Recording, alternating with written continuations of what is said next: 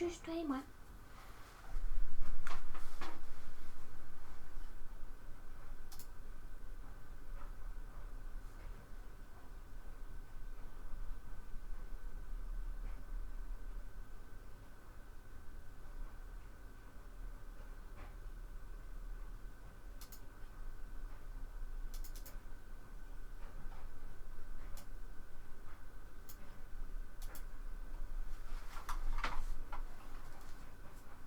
Right.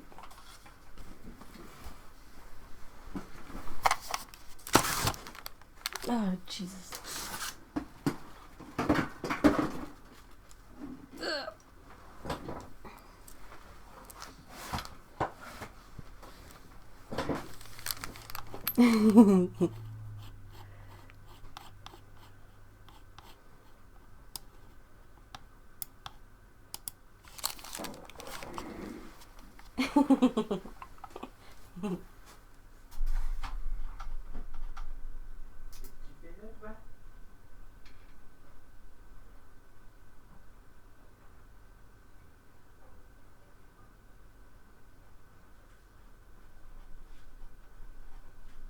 All right.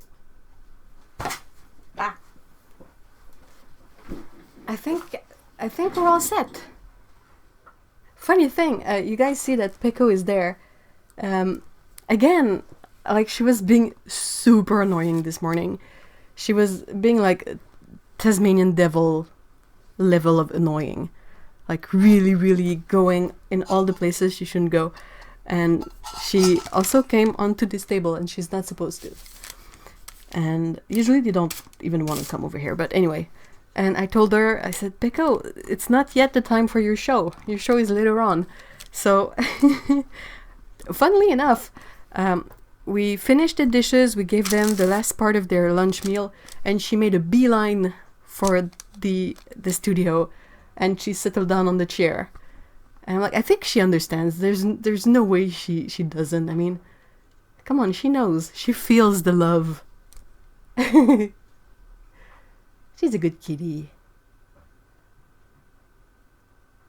So, hi everyone. Hi Kevin. Hi Otto. Hi Toke. Hi Kelly. Hey San. Hey Marla. Hey the naughty printmaker. Hey Patricia. So nice to see everyone today.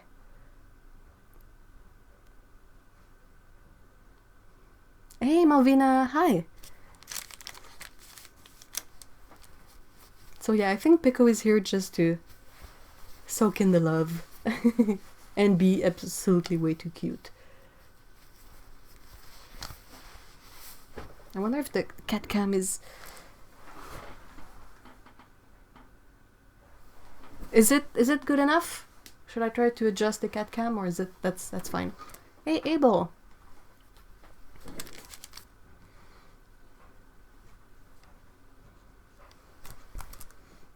They're sending you all the love, baby cat. Hey, mon petit chat. Hey, ma minette. Oh, ouais, c'est l'heure de dodo. Ouais. Oh, oui.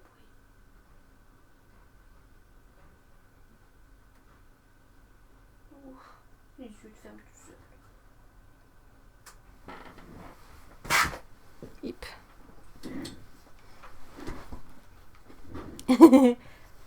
Pecco, you have Squeaky, Benny, Charlie, Peebo, and Kitty Deluxe that say hi to you. What do you say back?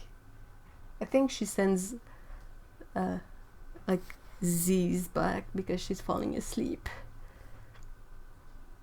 Hey Okuni. Hey Susan.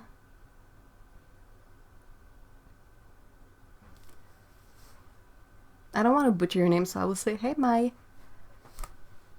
Let me know if you want me to use a different name. Hey Yukineko. Wow. Lots of new names aujourd'hui. No, I'm speaking Franglish. Help. Lots of new names today. Oh my gosh, what? So I'm checking, I kind of finished inking this a bit close to live stream time. So I'm kind of going around and checking all the ink that's on tape.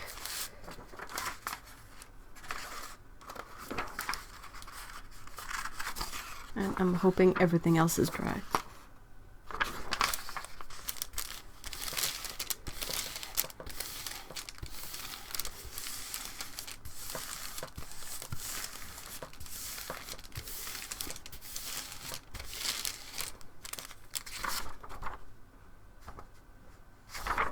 Seems to be mostly fine.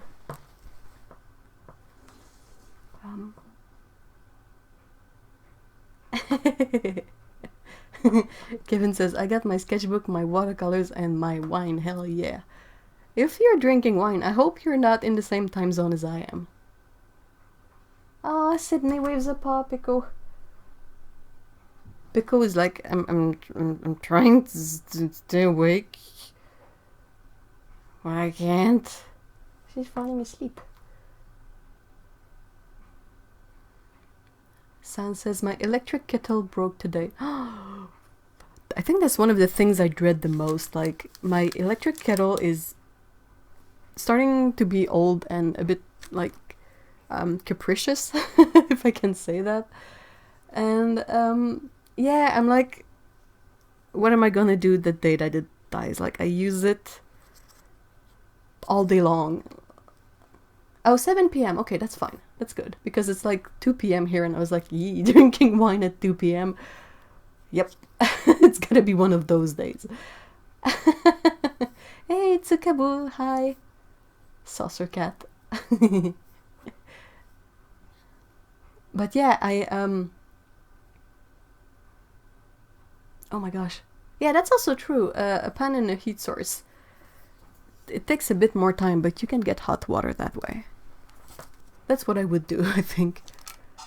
I think I would take the opportunity to heat up some non-dairy milk and make like a chai latte or a London fug or something. Or a matcha. Matcha latte. I'm drinking coffee too. It's a bit cold, but fine.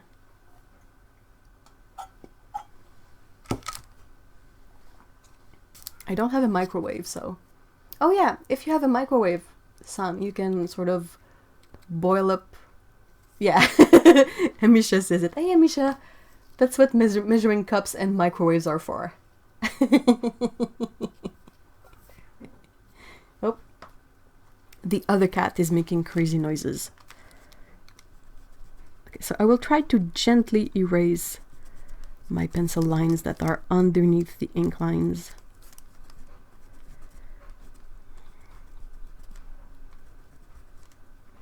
To try and limit the smudging, I try to erase in the same direction as the line goes. So if I smudge, it will maybe blend in better with the inked line.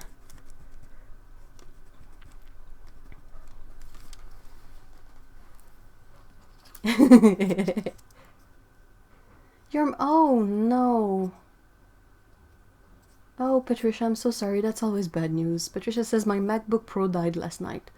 Fortunately, I have this little one that I can use, but boy, it feels so weird to have it gone. Did you... Is it dead, or do you have to send it for repair? Oh, hot chocolate too. That's a good option. Nothing like a bit of radiation in your hot drink. I think the radiation is a bit overblown.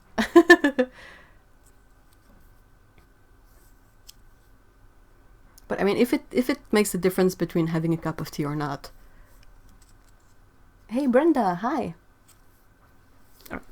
More erasing. I'm using this eraser. I think the company is like Tree. It's an air-in eraser. Of course, it's a Japanese eraser because I think they're the only one. Ooh, like Japanese erasers are the only ones that are really, really worth it, in my opinion. Like, they work so well. And I saw one of my favorite mangaka use this eraser, and being me, I was like, oh, dude, if my favorite mangaka uses that, I have to try it. I think I'm like that because you don't really have any kind of you don't have many ways to learn traditional stuff anymore, I find. So I've always been like on the lookout for making of and videos that show how people work traditionally, And when they share their tools, I'm always like, oh, I want to try this to see how it behaves and see if that's something that I would enjoy, or to understand better how the artist gets the results that they get. Like, not necessarily because I want to be like them, but I like to understand how all this works out.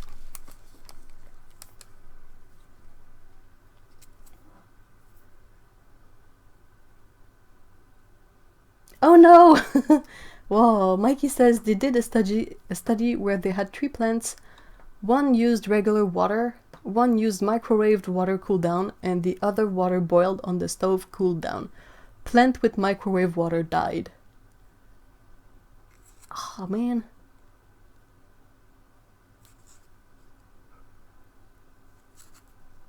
I don't know, it could be just, like, I wonder... It's interesting, but then again, I wonder if the plant would have died anyway. Like, as a person with a particularly brown thumb, meaning that I am terrible at keeping plants alive, I really don't know.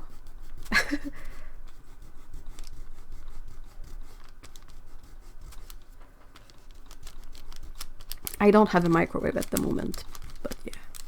Again, I would, if I had one, I would want a Japanese microwave if I could.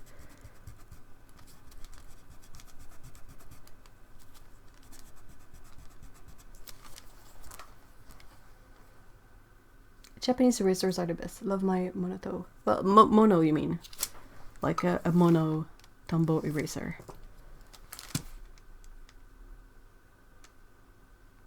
Patricia says, I think it's officially dead. It suddenly went black and would not restart. It's a 2012. Oh yeah, that's a really good run. That's a good run for a computer.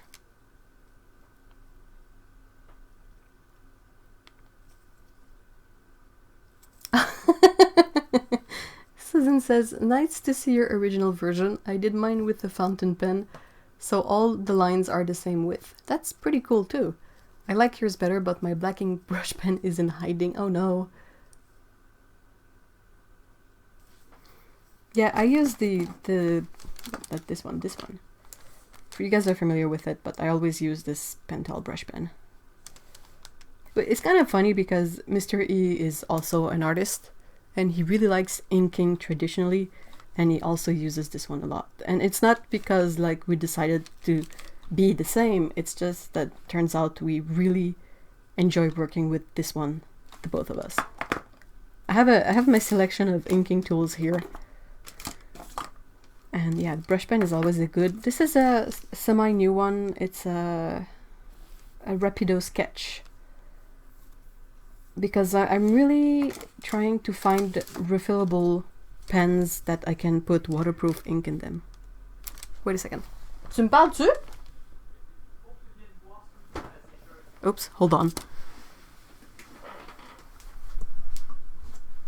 Qu'est-ce qui se passe?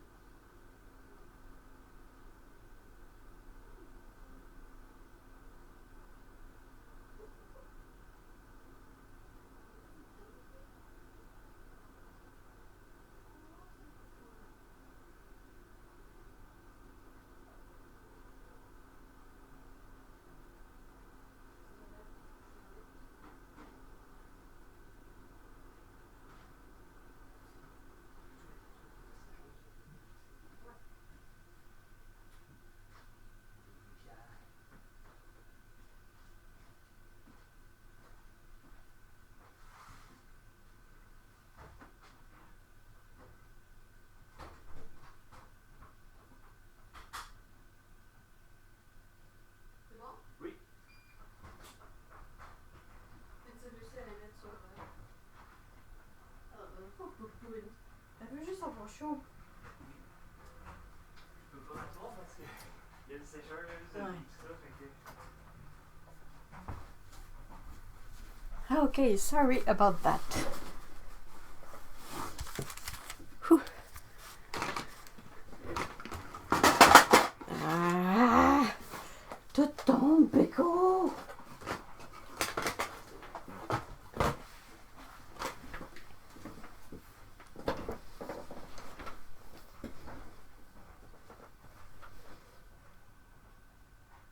Ooh, sorry.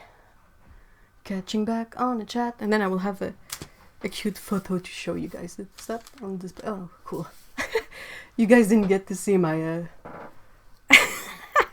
my what's the word I'm looking for? My wallpaper. Yeah, that's it.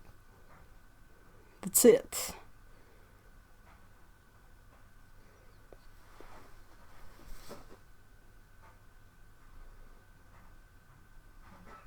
Yeah, I mean, I'm like you. I kill. I'm not good with plants. I don't think we have a single plant in here.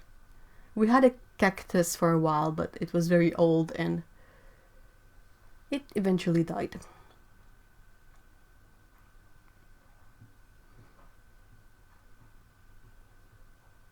I hope your Mac guy can resuscitate your computer, Patricia. Okay, hold on. So Mr. E called me because he was trying to deal with a really cat problem. Hold on. No switching. I don't know if you guys will be able to see, but that's our dryer. And in there you have a cat. And the thing is that Scout really likes warm places, and the drum was still kind of warm and she wouldn't want to come out. Like Mr. He was trying to gently take her out and she kept going, "Meow, meow," like, "No, please, let me stay in here." And yeah, that's why I had to go help a bit. Sorry about that.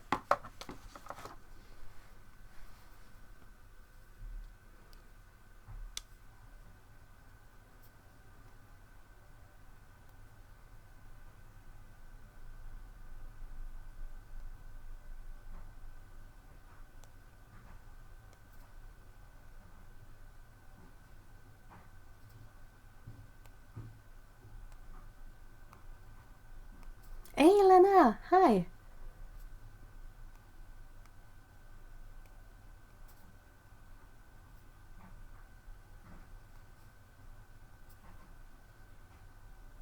A dryer is a dangerous place for a kitty, of course. I mean, we're always super duper careful about that. But, yeah. Like, we know her, so, and we always do, even if it's been 9 years now, but we still do, like, every time we either start a laundry or a drying cycle, we always check out to see where the cats are at. Always. Just to make sure. But yeah, she was so obviously in the dryer. So we took her out and we placed her on the top of the stove because we used the oven for lunch, so it's still kind of warm. So she can get her warmth from there. Poor cold kitty. Scout doesn't have a lot of fat on her, so I can see why she is so cold.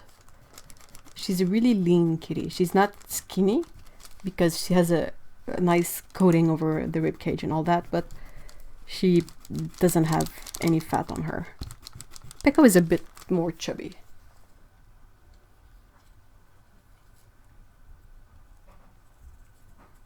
Oh, thank you, Otto, for the the mud job. I disciplined my cat with a water gun. Aww. We used to discipline them with a tiny spray bottle when they were kittens. Now we don't really do it as much anymore. They kind of respond to no in a certain tone of voice. They know when we say that it's not good. And I mean, they're cats. Even if they know it's not good, they will wait until you're almost on them to do anything about it.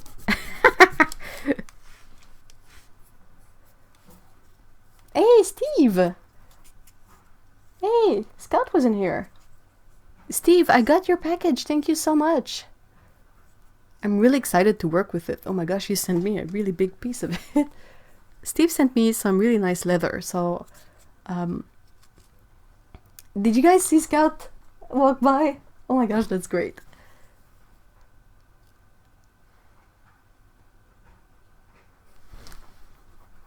You haven't missed anything, Steve.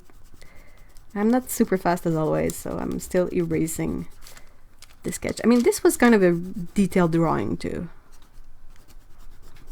I'm trying to have both, some detailed, some less detailed. I don't know which one is preferred by people. Oh, and I want to mention, perhaps you are not aware of this, but the drawing of this, like the reference drawing I did of this, is available for download on Gumroad. If you check in the description, there is a link to the Gumroad page, and it's on like it's available for free. It's basically a pay what you want method system, and if you want to grab it for free, you can. That's perfectly fine. If you want to tip your purchase, you can do that too.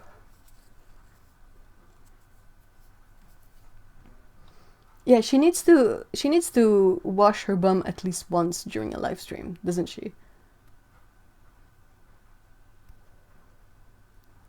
Always more detail. Oh, Marla, Pico really likes the cat brush.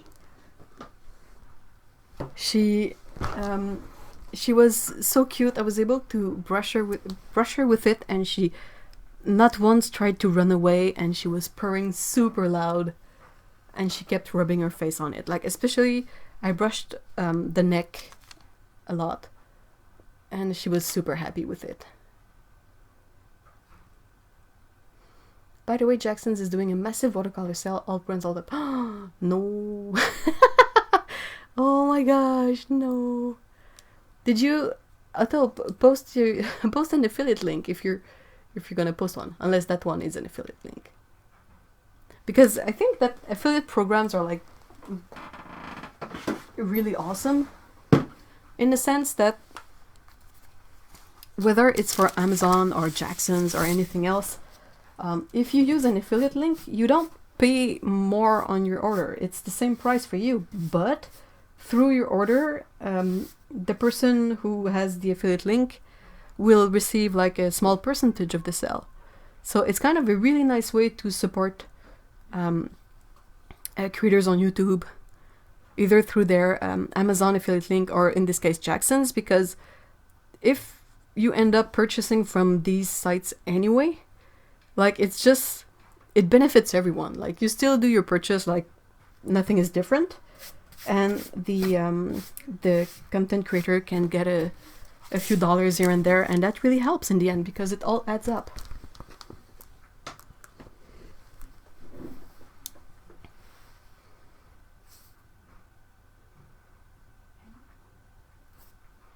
Hey, there we go. Otto is washing her bum. Otto. That's it. I broke myself. Oh, I'm sorry. I was looking at chat and I was looking at Peko at the same time, and oh my gosh, both merge. I meant to say Peko, of course. Oh my gosh. That's bad. I'm so sorry.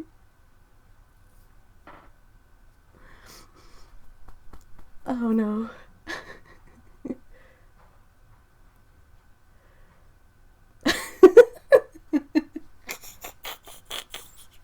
I'm so sorry. I'm so sorry. This is so bad.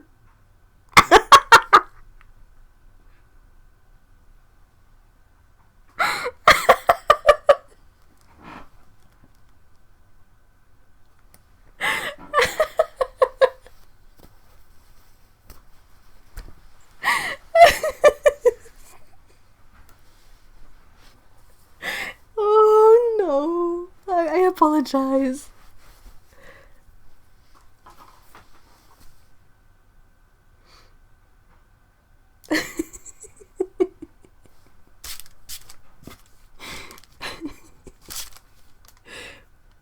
I'm crying.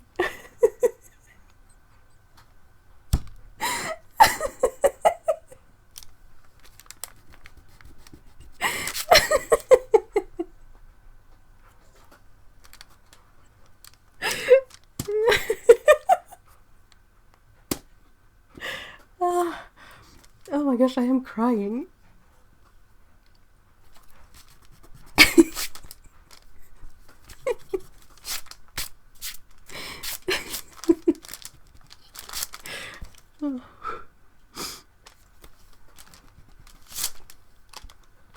I'm checking around to see where I forgot to erase the lines.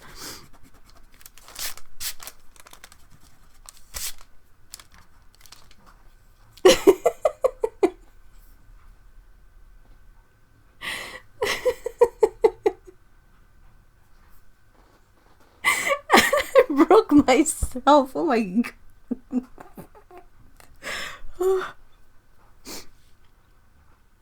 Ooh, it's hot. I had to take my shirt off. Not my actual shirt, but my extra shirt. And now Pekka is acting like, no, I wasn't doing anything. Look, I'm cute and sleeping.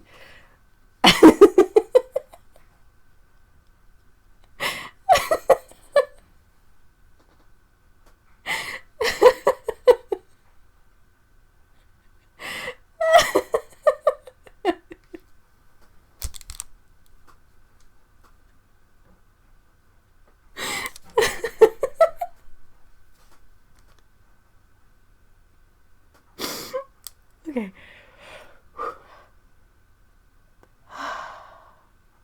Yeah, I need a restart. I need to calm down a bit. But I mean, you guys in the chat are not helping.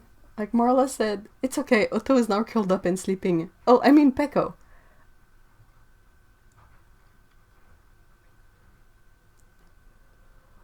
Super glue and duct tape time, yup.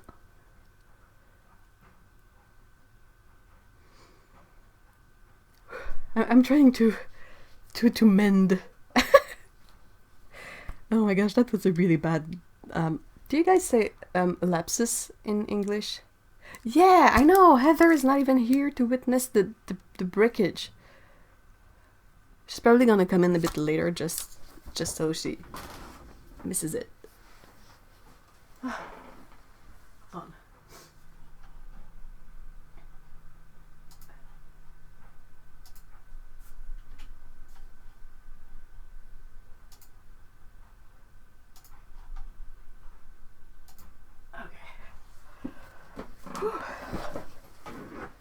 This is going to be a strange afternoon.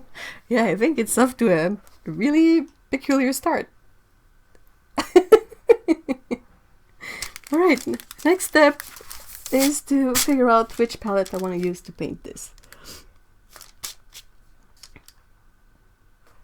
And still spot some bits of graphite. The thing is if you don't erase graphite before painting over it, it's really hard to remove it because the paint will bind the graphite to the paper.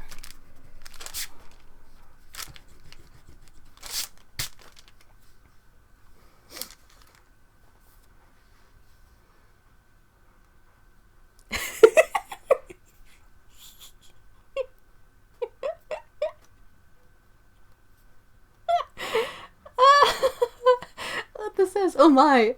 All of a sudden I have turned into this fluffy ginger and white thing. And what's this? I can now lift my leg over my head. Is that my butt?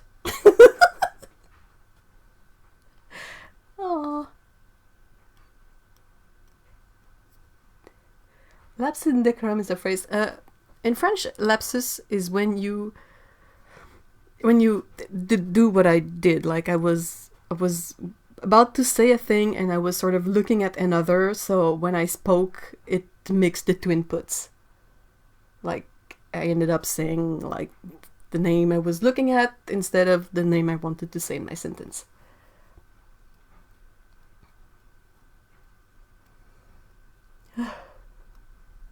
I found the worst store today. They don't have a website and they own a shop, but there's...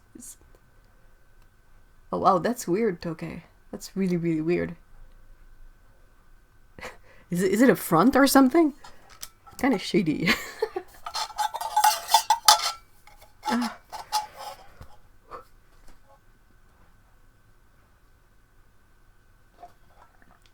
Okay, from the broken star. So the theme of this live stream is broken stuff.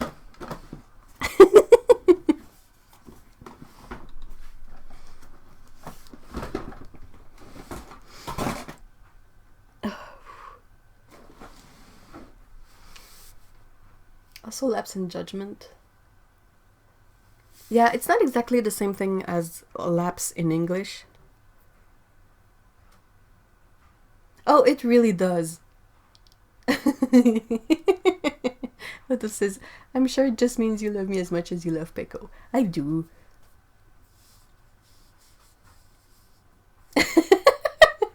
Steve says that his face hurts from smiling so hard at all this. Oh my god. I gotta stop saying that though. It bothers me saying the oh my god all the time. It's kind of weird because I'm used to talking in French more, but there is not exactly the same equivalency in expressions, or it's not exactly an expletive, but it's hard to find a word that has the same energy than what I would say in French. So yeah.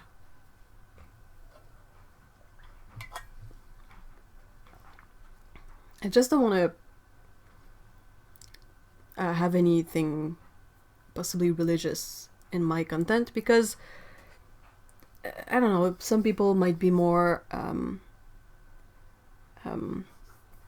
sensitive to that kind of usage than other.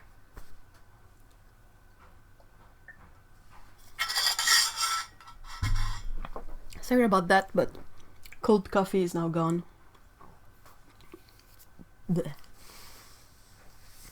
Okay. Paints.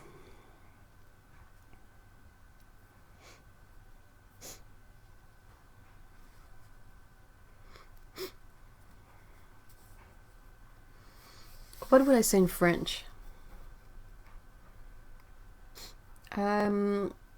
It's kind of lumberjack French, but something like ben voyons.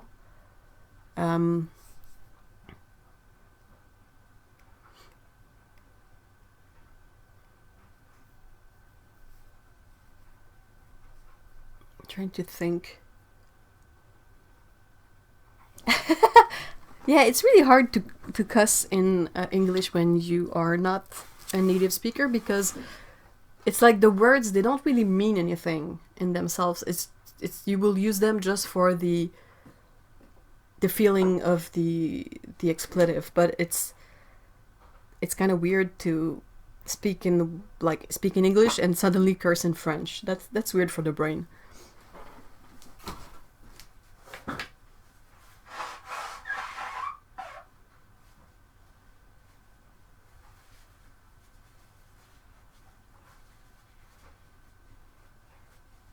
Sorry.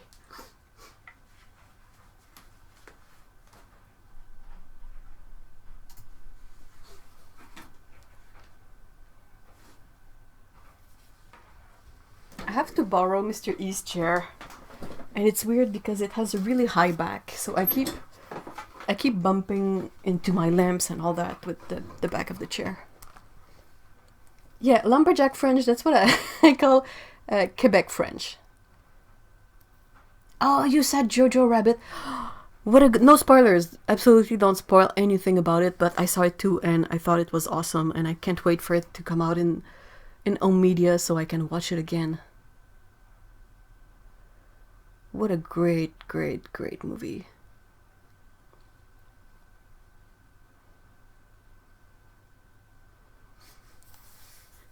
Oh, you need plastic water cups, Okni. My great-grandma cursed in German.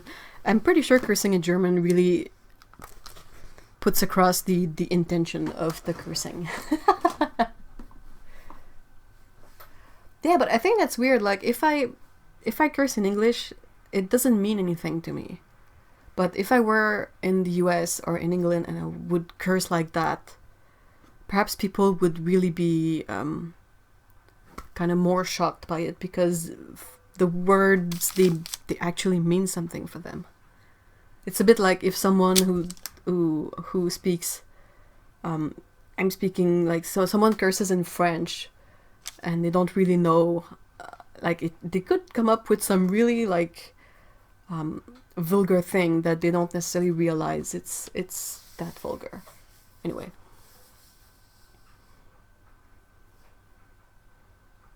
Oh, I'm going to see Jojo Rabbit tomorrow. It's good. It's really, really good.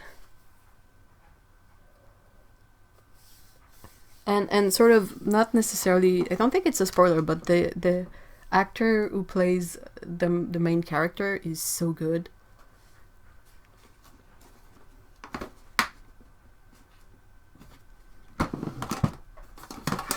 Okay, I need a palette or something.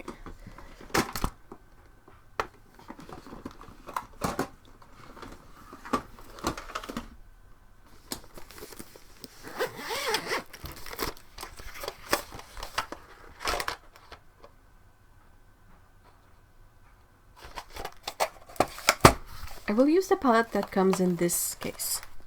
It's a Schminke palette. Has these colors in it.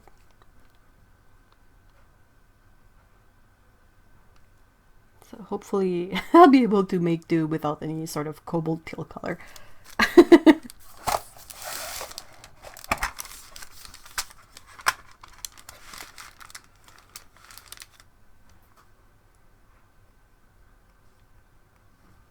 In Krav Maga classes, we're encouraged to scream and get attention while defending ourselves, but we're in a dojo with kids, so we get scolded for cursing. Yeah, you can scream without cursing.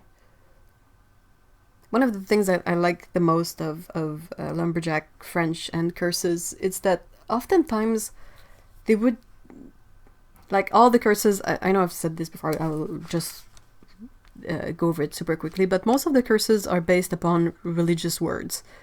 Things that you would find in a church and all that. But since people were like, didn't want to curse, they would find words that are similar but really inoffensive. Like, I think the example I gave was in French, instead of saying a word like bastard, they would say a word like boat, because it's really similar. It's bâtard and bateau. So like my grandpa's, my French-Canadian grandpa's generation, they had some really, really funny, silly, inoffensive curses. Like my grandpa would always say, soda. It doesn't mean anything. Soda is soda. It's nothing. But it's the intonation and the fact that when someone says something like bateau, we know what they mean, you know. They mean bâtard, they mean bastard instead. So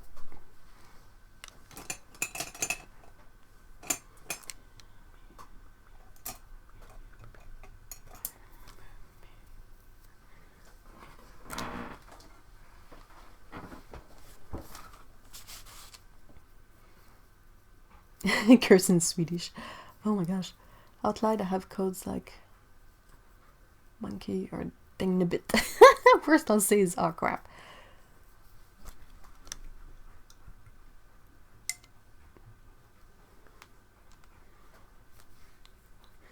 Ultimately, it's not the word itself that is the most useful part of swearing, if I can say that. It's yeah, it's a bit like going oh my gosh, and especially something like oh fudge. That's exactly like the same idea. Because it goes from a word that is really kind of rude to something that is really inoffensive, like fudge.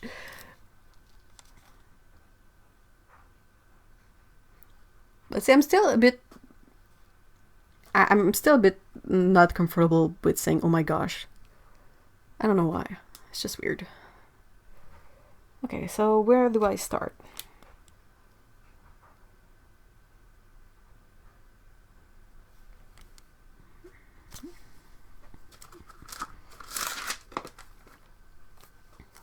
I think I will start by painting the evergreens in there. I know it's kind of weird and random, but that's sort of the only thing I know exactly what color they'll be. So sometimes when I don't know where to start, I start with the safest thing in the painting, if I can say that.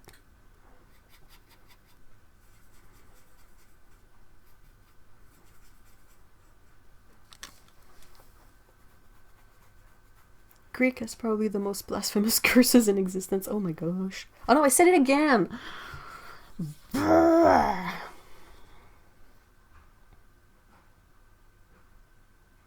Yeah, freaking is the same. It works, but yeah, I don't know, it's just weird. Like, in current usage, I don't say the F word a lot. But usually when I say it, it's when it's kind of really bad. Like there's a gradation. Like some curses will come out only when things are really, really bad, and other will come out when you stub your toe.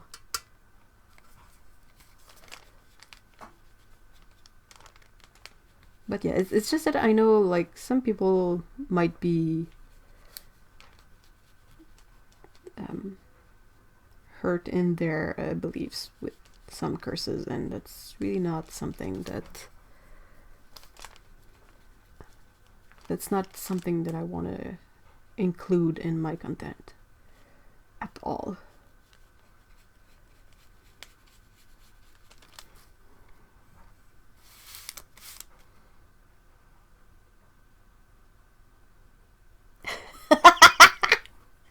The Natty Printmaker says, if anyone here was offended by oh my gosh, I think they would have left during the butt licking bit.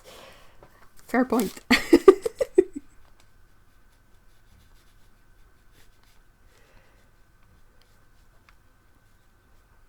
But yeah, I think the discomfort on my part comes from the fact that when I use it, I'm just looking for a way to express like an emotion more than that, and using those words, like the words don't mean anything to me, so I just feel a bit weird. Maybe I'm seeing too much into this, but yeah.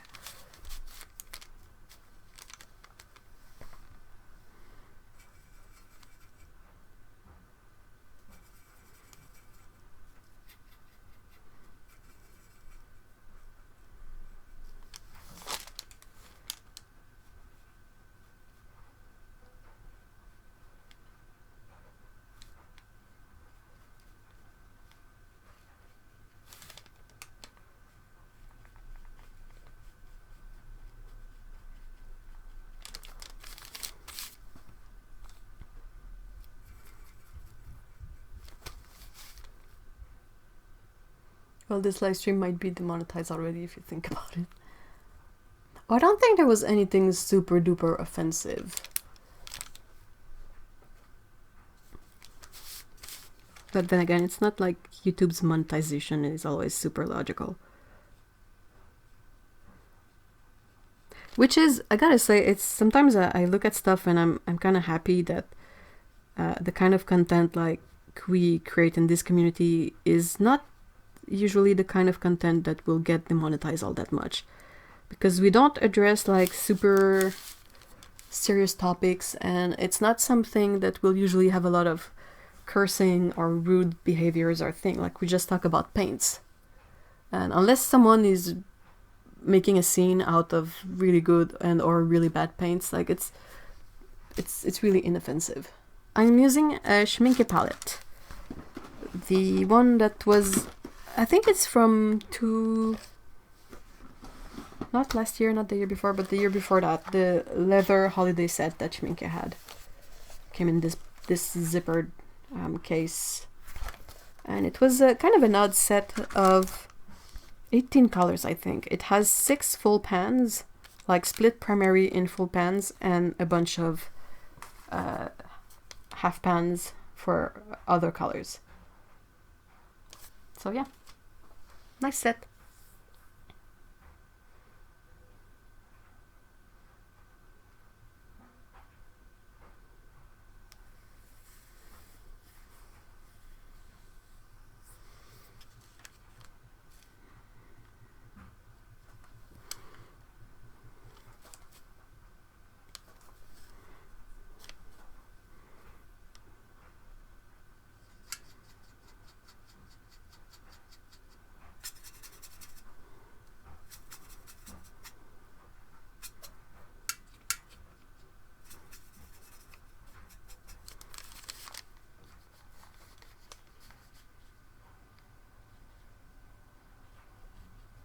We had so much snow in the last 24 hours.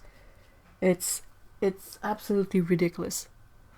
I don't know exactly how much fell, but I know like it was kind of windy and it was really powdery snow. So, yeah, it was kind of a really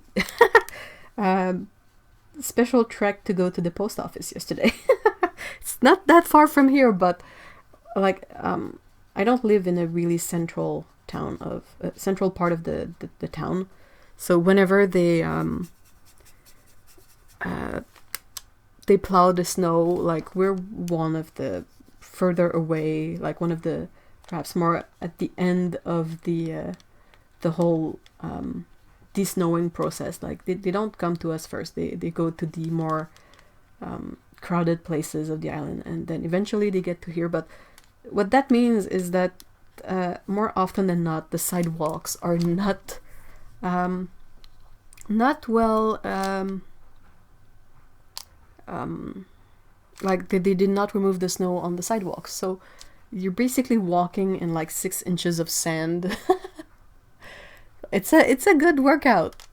And also, I'm really not in shape, so yeah, that was fun.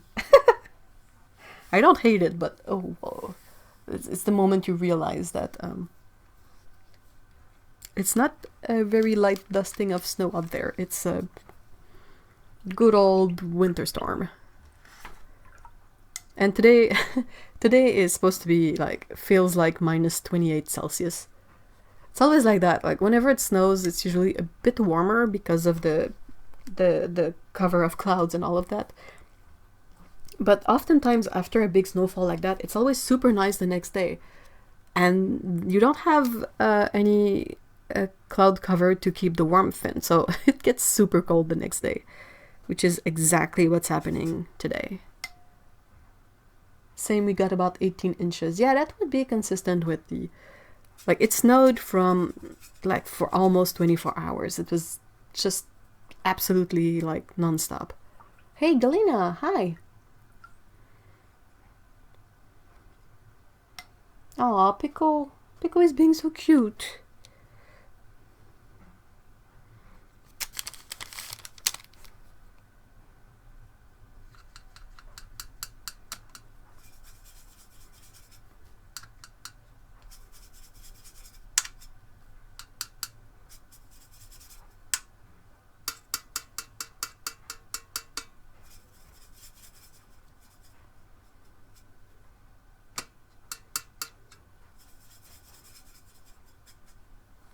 All I got was a dusting last night. Oh. We do have a winter weather advisory till tomorrow night. Well, I hope you'll be able to skip most of the big snowfall. I'm not that affected by it because I don't have a car that I need to dig out of the snow. But it's a bit annoying because as a pedestrian, like I said, the sidewalks are not cleared.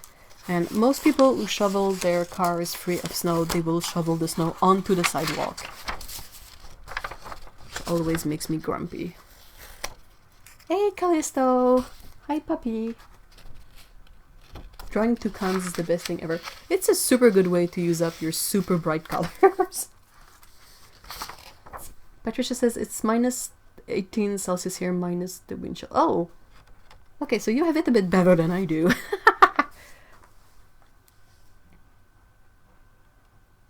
Oh, you're having the storm, Susan. Maybe you're having the same storm we had, but it's reached you. 1.5 inches in central Texas and ice. Ooh, that doesn't sound like a place that is prepared to deal with any amount of snow.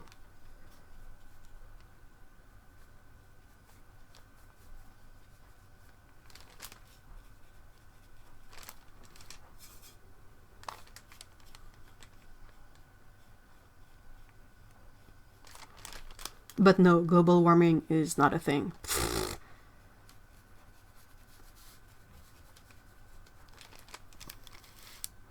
The last time we had some real snow here was 5 years ago. Oh, was that unusual? Probably was. So happy with my PBR 24. What color is PBR 24?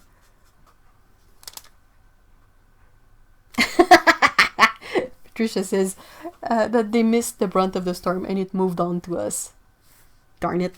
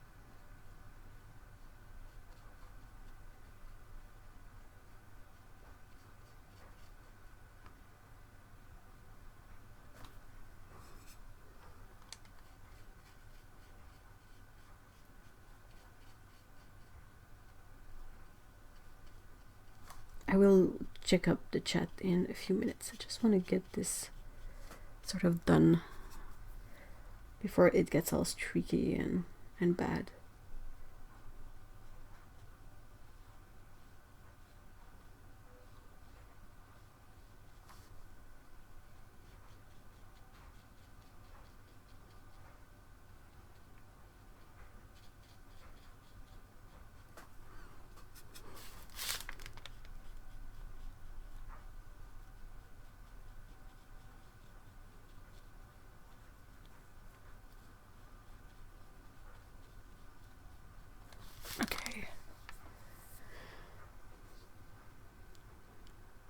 It's in the 20s Fahrenheit. I have no idea what that means.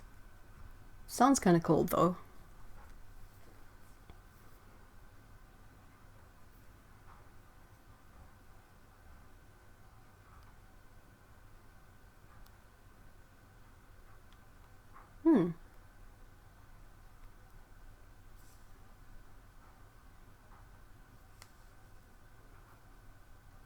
Yellow titanite. Oh yeah, it's kind of a really opaque ochre.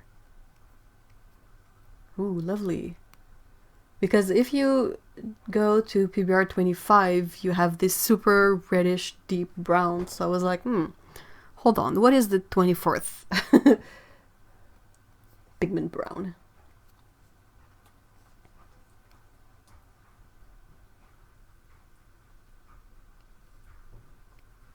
It's above freezing. Oh, okay.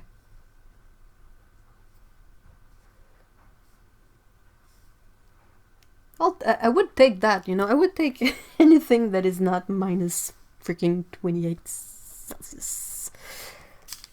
Oh, I still have the branch to color. Dope.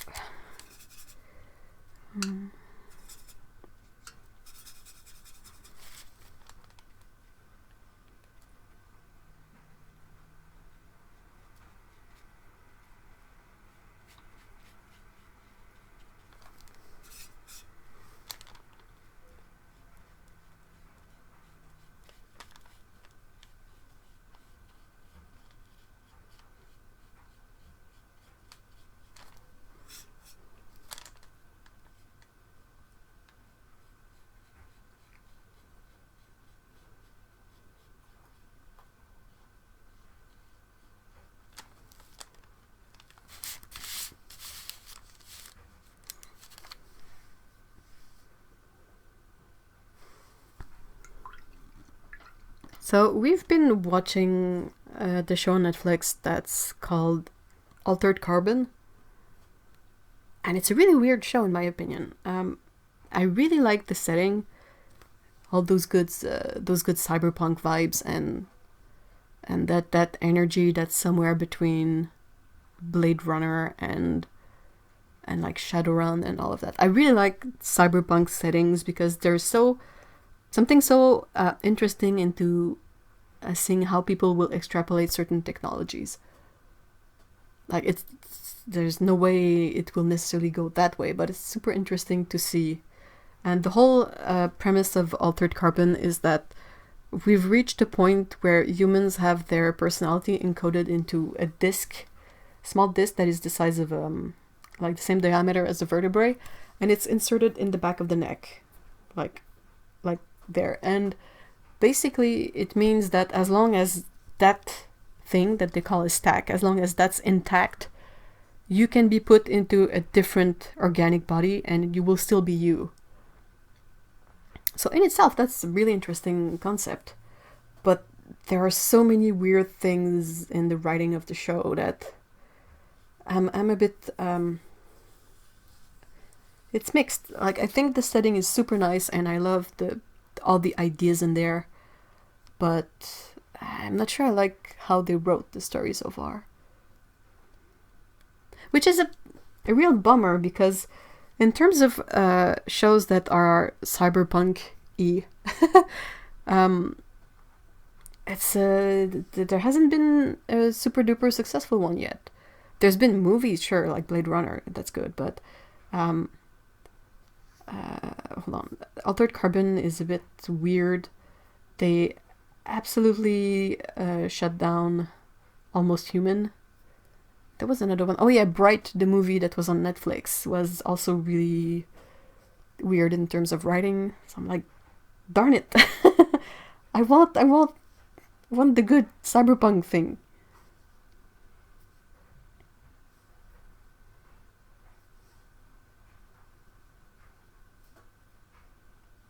Oh, that's lovely. Amisha says that she used the super opaque PBR24 to splatter dandelions on grass. Oh, that's a good idea.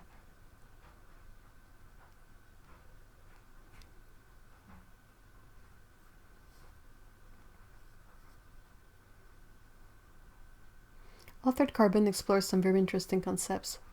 The book was better. Yeah, I might decide to read the book after. I think it would be interesting to read the book with the images, certain images from the series in head, like in terms of the technology, because sometimes when technology is described in those sci-fi cyberpunk books, it's kind of hard to visualize it because it's something that you haven't necessarily seen before. But after watching the show, you still have all the visual library of the things that were in the show.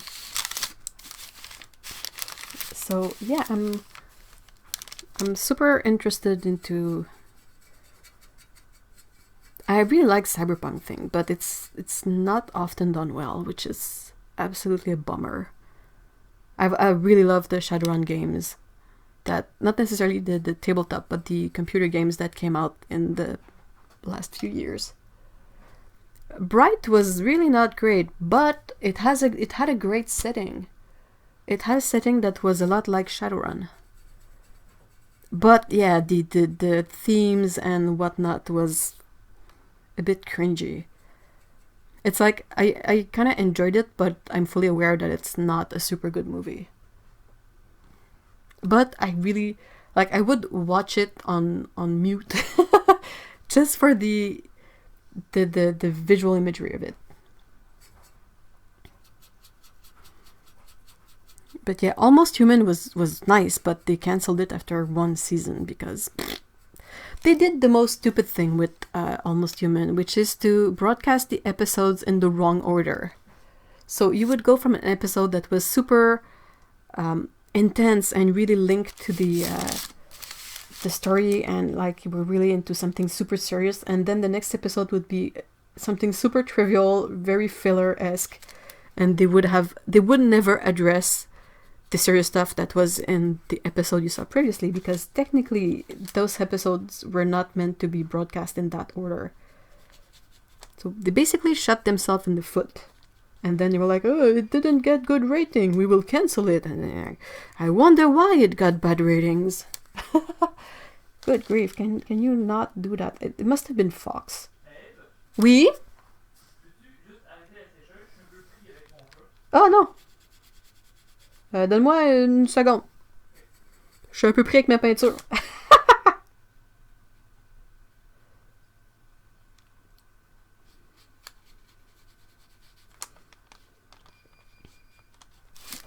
I gotta go help with laundry. Be right back.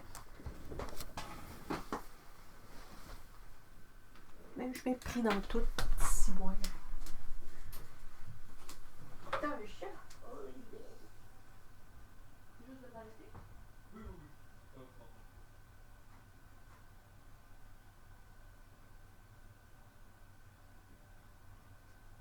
T'as entendu le truc super con que j'ai dit au début, puis je t'ai mordoré?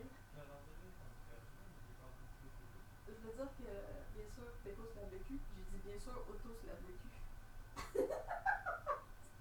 Pour pas diplomatique. Ouais, je me suis excusée mille fois. Mais c'est parce que je regardais le chat, puis j'ai vu Otto qui parlait. Il y avait Péco en arrière. J'ai splashé les deux.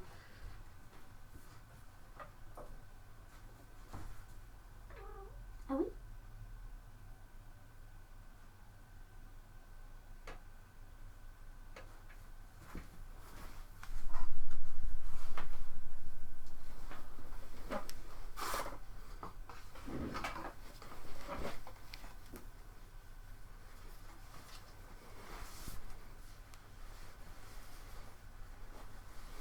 Did they really broadcast Firefly out of order? That sounds so bad.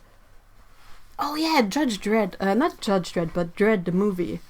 That was a good, if absolutely depressing cyberpunk environment. I don't know if a series would work well, but the movie was well made. I mean, I loved it, but it was rough too. Did they broadcast out of order on purpose? Well, it must have been, because why else would you broadcast a show out of order? I've never seen that, honestly. Like, even with shows that can be broadcast out of order, like something more sitcom-y or like The Simpsons, when they air the first time, it's usually in the order that they were planned to be. I guess. I have limited experience, but I still have some experience due to the fact that I work in a bit in TV animation. And even if we would work on the episodes out of order in terms of production, they were still numbered, like episode 1, 2, 3, 4, 5. And even if we start working on episode 5 before we work on episode 1, it doesn't mean that episode 5 is the first episode. It just breaks my brain. Oh, hey, Stephanie.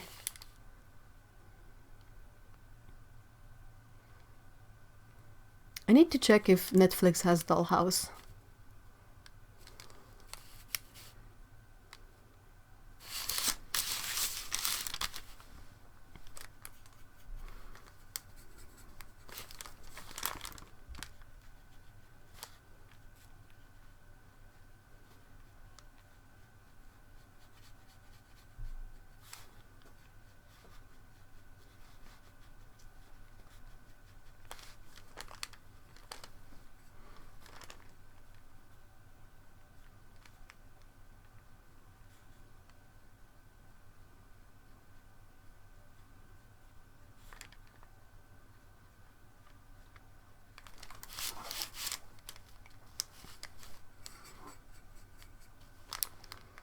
Series in the spirit of the movie would be great. I used to read 2080 issues. Oh wow. Fox is definitely the worst offender. The only series where I've experienced that firsthand was with Futurama, but I know they are super bad for for either broadcasting in order, or with Futurama, the issue was that the episodes were always replaced by some sort of sports match or whatever. And then they would be like, I wonder, Futurama doesn't get a lot of audience. But it's like, yeah, but it's because whenever there is an episode scheduled, it's replaced by a stupid match of some sort of sport. And if people cannot watch the episodes, of course it's not gonna get good rankings. I mean, what? Hey, Mallory! Hi! Hi, Ollie. Holly. I'm already losing my English. Ah!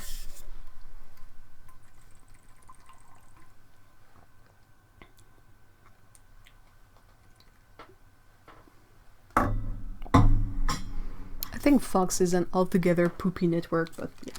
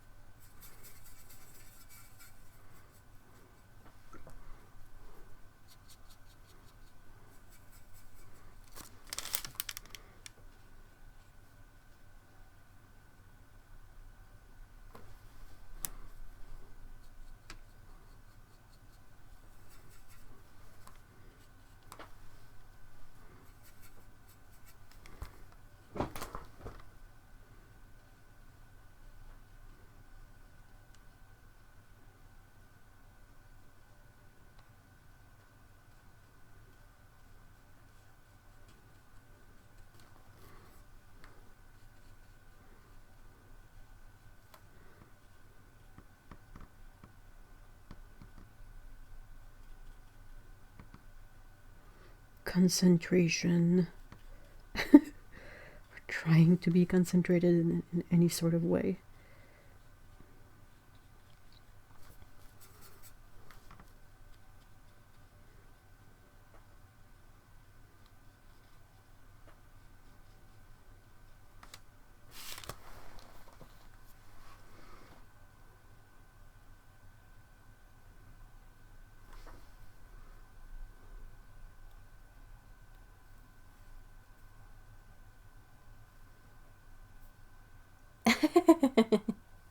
Hey Joy, hi.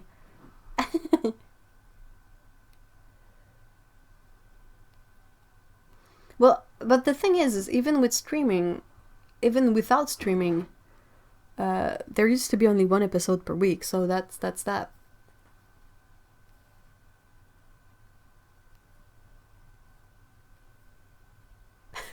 Fox needs to clean its butt.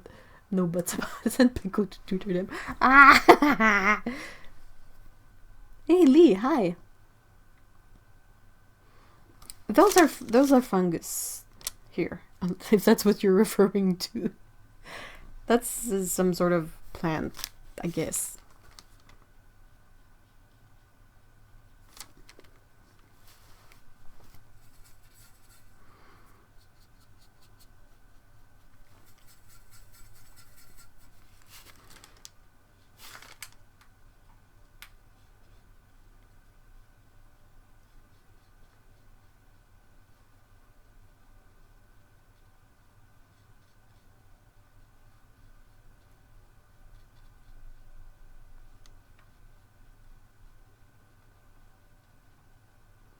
I have to be careful about my posture so I don't end up with another tension migraine. I had a really bad one the other night. It was absolutely awful. Stupid things. It's like, no matter what you do, you're not comfortable. So trying to find a position to sleep in is a nightmare. And whatever you do, it just hurts worse. And the one I had was like the head completely, and the neck, and the like the trapezoid area. I was like, bleh.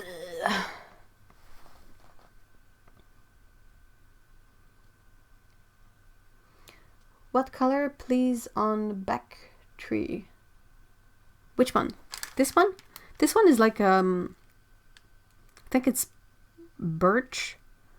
You know, the one that has generally white bark and yellow leaves. Well, it can be whatever you want actually, but that's what I'm going for.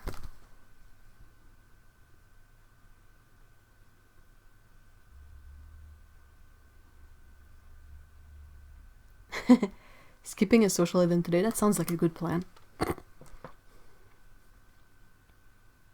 Losing that grip. Oh, I know. I don't... It's a brush. I don't feel like I grip it that hard, but then again, maybe I do.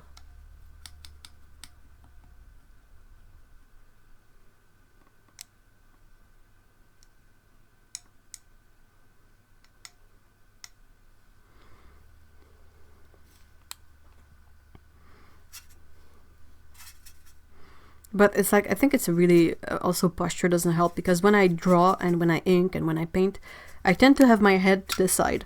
And I'm consciously really trying to catch myself doing that and like straightened it, but not always successful. And I can feel that that's one of the ways in which the tension is very present and strong. And I'm like, bleh.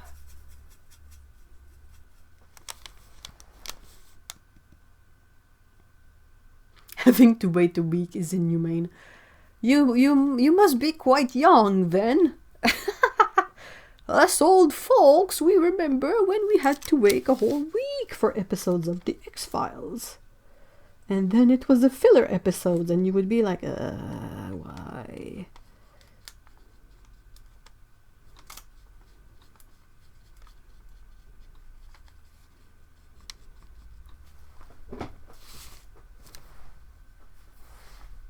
Thanks, but I meant the green, blue bush tree. That? The evergreens? Do any of you guys use Amazon Prime? And if so, what do you like about it? Is it worth it? It's a good question.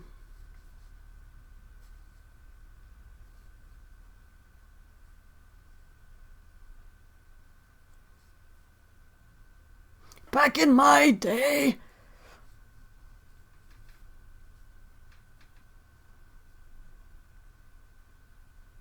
I think Amazon Prime can be, if you order often from Amazon, you have better shipping, you have the TV shows you have access to, and you can also support one person free on Twitch every month.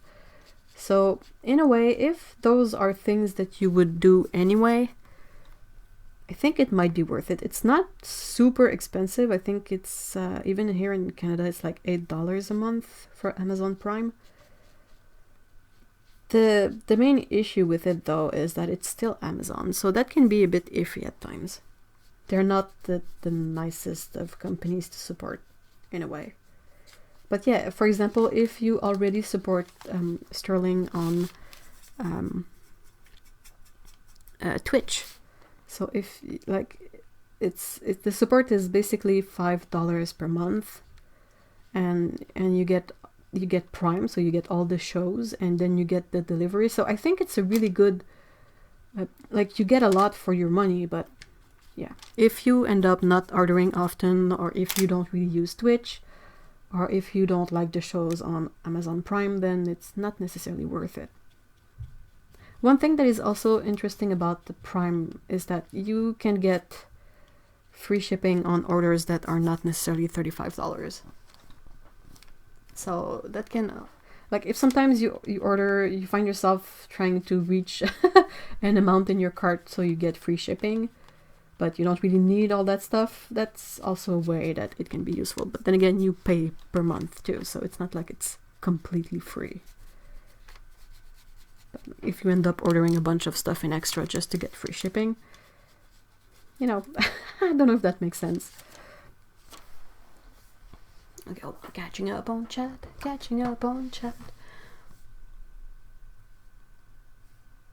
I'm an old fogey too. Pardon.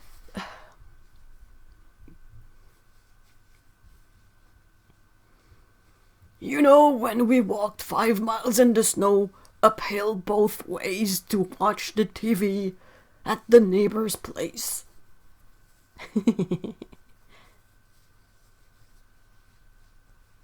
I hated the filler episodes. Oh my god, I forgot about Right. Waiting a week, getting excited, and then discovering it's an old one. They wouldn't even tell you. I agree, Mallory. That's exactly the feeling. Like when I was younger, there was Sequest that I was really following and X-Files. But when I was a kid, I didn't speak English all that much or understand it. So we would watch the translations.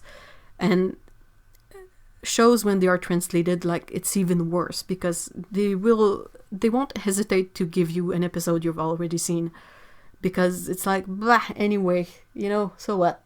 It's not like it's the original order or anything. Okay, so the back trees are perylene green with a bit of ultramarine blue in it.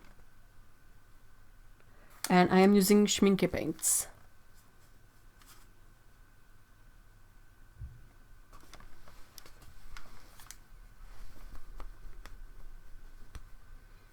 Oh man, taping things from TV and trying to cut out the commercials so you could fit more eps. You guys remember the... you could also set the tape so it would be either SP and have like 2 hours of content or EP and then you could get 6 hours of content. So trying to record everything in EP so you could have like 6 episodes per tape. And trying not to tape over previous episodes. Oh my gosh, it was a lot of work. Yeah, that's the thing. Kelly says, I'm not fond of the company Amazon per se, but you can't beat the perks. I believe it's 99 USD per year. That's the thing, like, for me personally, it's not necessarily something that is mandatory, but I know that in the US you can order food, you can order a lot more from Amazon, and it has to be super advantageous for people who can't necessarily go out all the time or who are sort of limited in their ability to get to the stores and order things and get stuff. So having Amazon that can send you your food, that can send you a bunch of stuff without you having to leave the house is pretty great. And they will bring it to your door, so that's great too.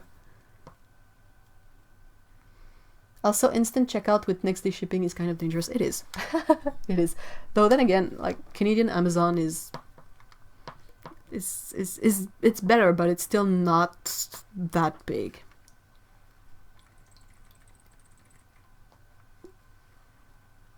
Oh, that's really cool. Hey, Recovering Soul. So Recovering Soul says, last night I ordered a pizza and while waiting for it, I sat in a booth and sketched the inside of the pizza place. I wrote down what colors and painted it when I was home. That's awesome.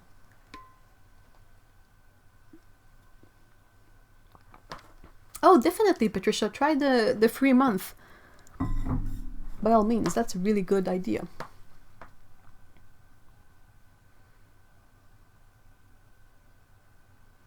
What was it? The Neil Gaiman show on Amazon? Yeah, I think it's American Gods. They also have Good Omens.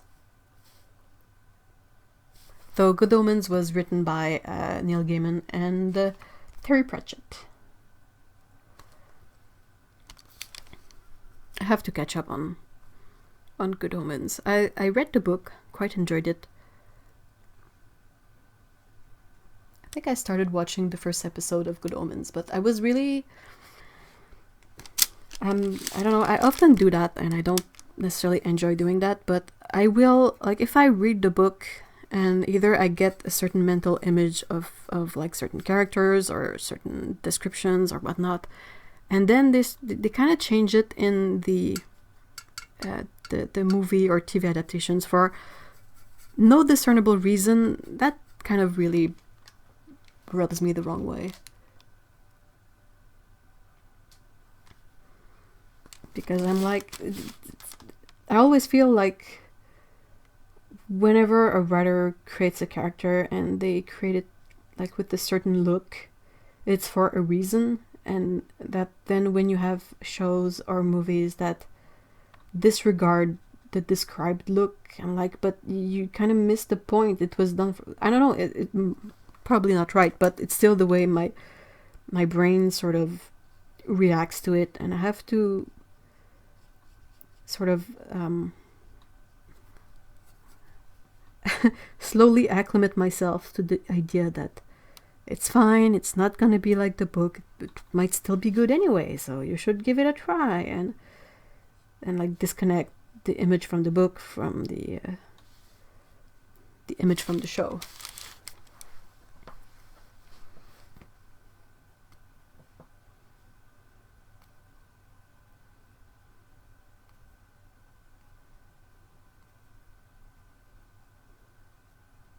I do that too, Otto. Otto says, suggests to always put a reminder in your calendar to cancel it as soon as you sign up for a free trial.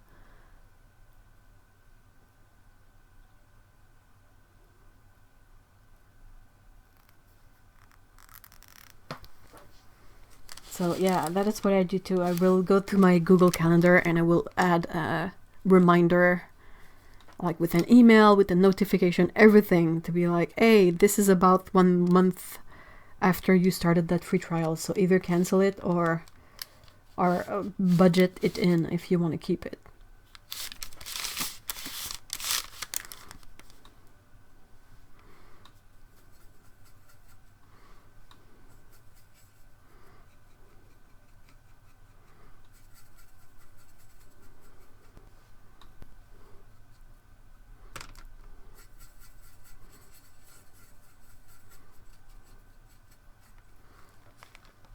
Organizing sisters high five. I am not that organized, but for that, I'm glad I am. I would so forget about it. Though I got bit in the butt the other day. I forgot about Coffee Gold. And they didn't warn me. They just like, yep, it's been a year. There you go. Bing. And I looked at my bank account and I was like, oh yeah, that's right. Crap-o-rama.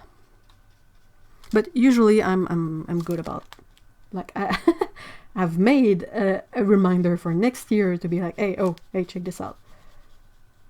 And I think there was another one recently that was for my streaming software, because I tried using OBS, which is free, but I could not get it to work with the 2 cameras. And I kind of lost patience, and I sort of decided to use XSplit instead, which is really nice and it works really fine, but it's not free, so you have to pay for it, and I kind of forgot. I was like, oh yep, that too. Nice. Nice! Stephanie. Hey, Stephanie, if you wanna check it out, we have a Discord server where we keep the discussions going. Oh, it's for everyone. Everyone, if you want to join the Discord server. But yeah, we often discuss like issues of related to chronic illnesses, those familiar with the concept of spoons, and we are quite good actually at helping each other out with suggestions and support whenever things are a bit more rough. So if that's something you feel you could contribute and or benefit from, by all means, it's free. It's a fun community, and yeah. What's Ko-fi Gold?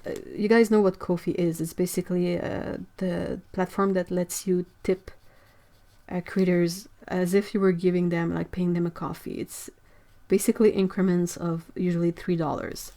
But with Ko-fi Gold, it lets you use a few extra features that are quite nice, like recurring payments, so someone can decide that every month they pay you a coffee, $3. You can also decide, like instead of the default $3 for a coffee, you can change the number. You can call them something different, and you can say that the people are paying you for a muffin, say. So they will leave the $3, and instead of paying for a coffee, you pay for a muffin. You know, just some elements of customization. You can have posts that are for people who have paid only. You can upload high-res files and a bunch of other features like that.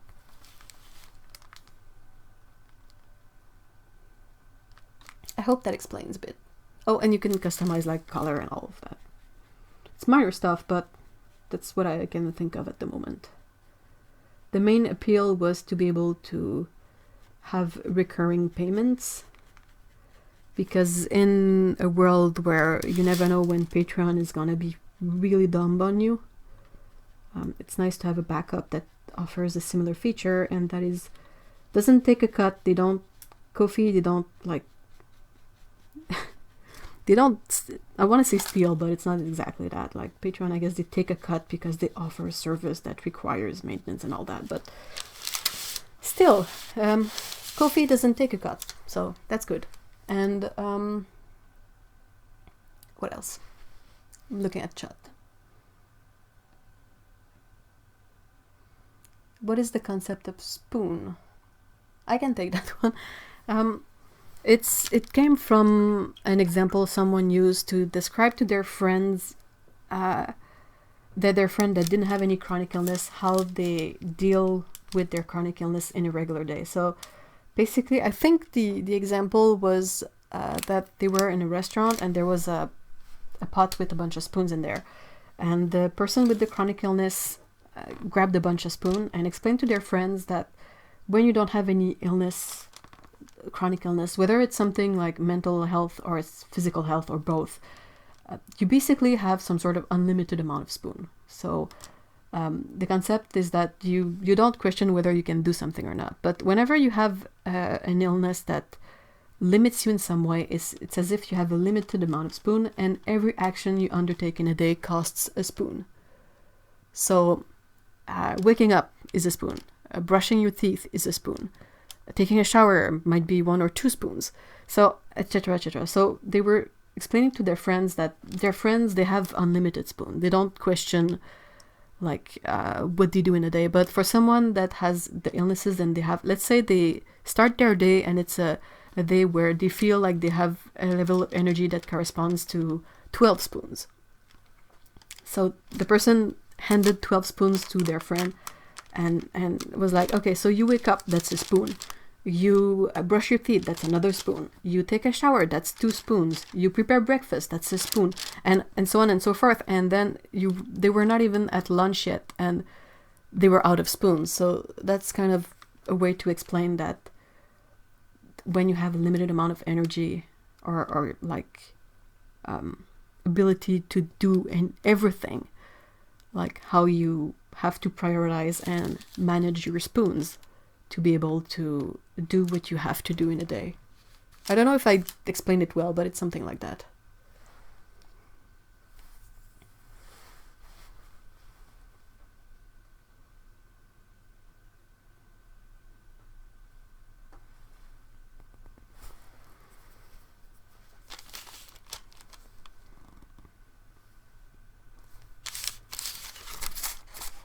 Oh, thank you for the link. Otto has put the link about the spoon theory.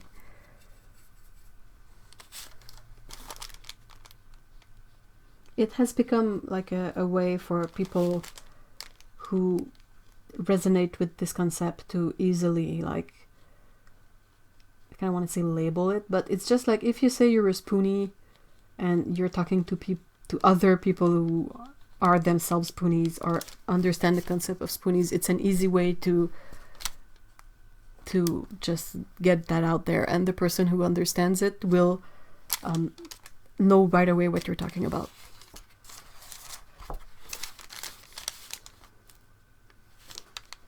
Oh, thank you, Kelly. I'm glad. I always try to keep it in mind because it's a really good way to make this, like, for someone who doesn't have to manage spoons, it's a really weird concept to think about it, but it's also the best way to make it super clear and easy to grasp what the idea is. It could be anything other than spoons, but yeah.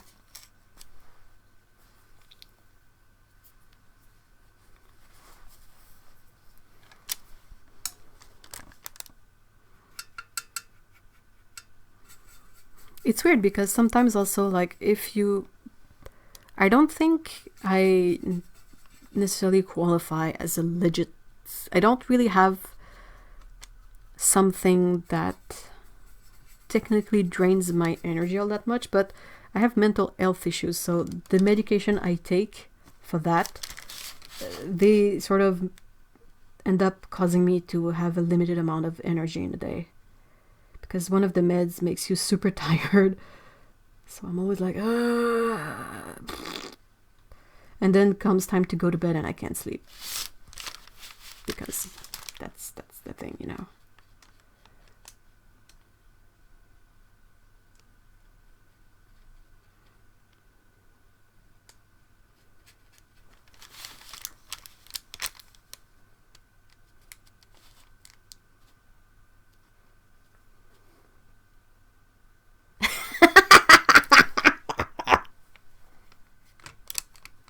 So Otto linked an article, but then she says, but I do hate the picture on that article. It's a pic of spoons that says, don't waste your spoons.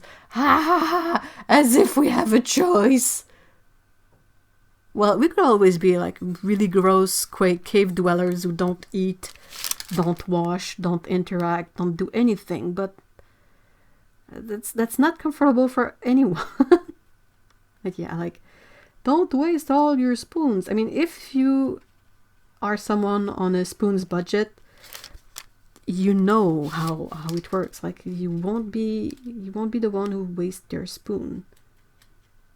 I don't. It's so dumb. Mental health.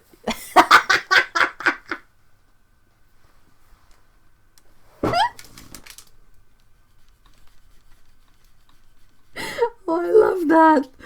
I love it. The mental health issue.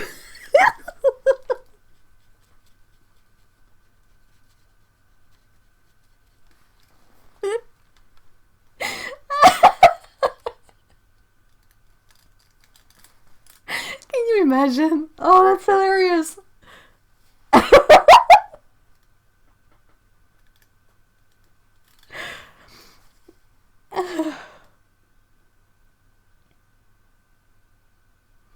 Yeah, it's the thing. It's like the spoons often they're related to your somewhat like to your physical energy to a point, but that doesn't mean that your like mental energy is all depleted. So you go to bed like physically tired, but cannot necessarily sleep because your brain is all over the place.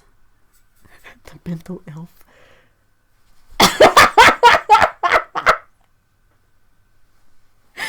Mental health issue is so Eve. It is very me, right?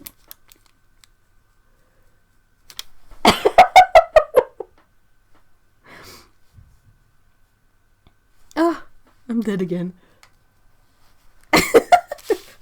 Otto broke me this time because I must have, like, my accent is a bit broken, haha, today. So I think I might have said health wrong. And says health instead, and yeah, the mental health thing, that's, I identify to that a lot. Give me an elf all day. The mental health. Oh.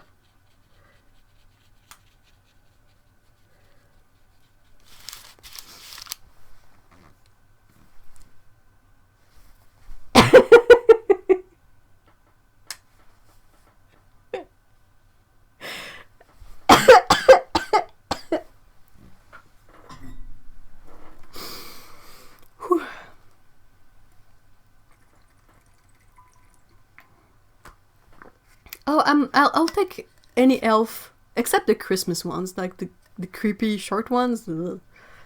But Lord of the Rings, Cyberpunk, Steampunk, name it, I'll take it. That's kind of my go-to. Like when I play D&D, I end up playing elves most of the time because I'm like, why would I want to play anything else? I mean, they're so cool, and they're not short and stubby. So that's a good change. As a short and stubby person, it's quite nice to be able to visualize something different. Alright.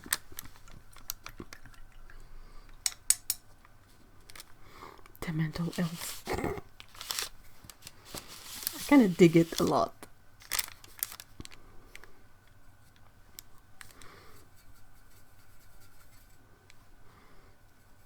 It's really funny because when we play D&D, I'm like, I never want to play like anything that is short, because I am short, and I'm like, it's my everyday like routine. If I'm gonna play a fantasy character, I'm not gonna play a halfling or a dwarf or a gnome, because I mean, it's fine, I know what it's like to be short and it sucks, so no thanks. So I often end up playing like tall stuff. I was always bothered that technically in D&D their elves are short, and I was like, go say that to Tolkien.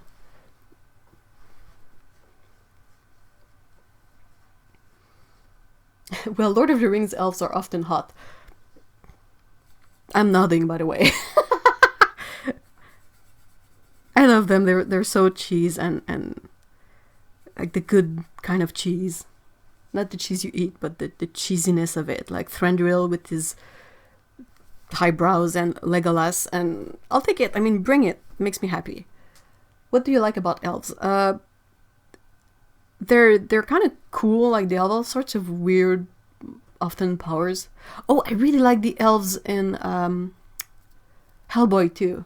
Like they were a bit creepy, and they had pointed teeth, and I was like, oh my gosh, that's awesome. But yeah, it's just that I always kind of enjoyed the idea of having a humanoid creature that lives a lot longer than a human. And it's a really interesting thing I find to try and think about, because you're like, how does it affect them to live for so long? And how does that reflect into their behavior and their character and their values and what they will do and how they will react in certain situation? And it's just a fun exercise. And also like in it's a good they often have really like badass moments, like in Lord of the Rings, when I think it's the first movie, whenever they get to the pass in the mountain and they get like an avalanche thrown on them, and Legolas is just like, whoop, whoop, whoop, I'm walking on top of the snow, no problem, where are you guys? And I'm like, bah! So kick-ass. So yeah, I mean, a lot of people were like, oh, Legolas is weird in Lord of the Rings, and I'm like, I love it. I want like overpowered random Legolas that skates on a shield over the back of a whatever. It's like different and it makes me happy.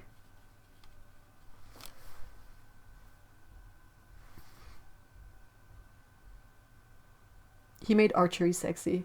He made everything sexy. And then you get his freaking dad. Like, Lee Pace had way too much fun playing Thranduil, and it shows. And I was like, bring it to me, I'll take it. I don't necessarily think that the Hobbit movies are all that awesome, but they are so much fun to watch, and I never tire of like watching Thranduil and extra Legolas content that makes no sense. Like the scene with the barrel and the water stream, and they all do a bunch of stunts that makes no sense, and I'm always like, yep, that's good. That's good stuff. The elves in Hellboy were extra health. They were really nice with the markings, and like they were kind of you take the idea of what an elf can be, but you give it this whole Seelie on Seelie Court kind of vibe. Like something different. Like, give me anything with elves in it and I'm like, good. Though, I say that, but we currently have a book in the bathroom. It's one of those bathroom books. Like, not a novel you would read anywhere else than when you're on the loo and have nothing else to do. And there's a kind of a tradition that some of our friends, every year they give one of those stupid like romance bad books to Mr. E as a joke, and he then takes the joke to the point where he reads them and reports on them, and it's funny. But yeah, so the one we have in the bathroom currently has some fairy in there, so like some sort of hellish creatures and all of that, but it's so bad. It is so bad. And I was like, oh my god, this hurts my brain. Who is your absolute favorite elf ever? Oh, that's a tough question.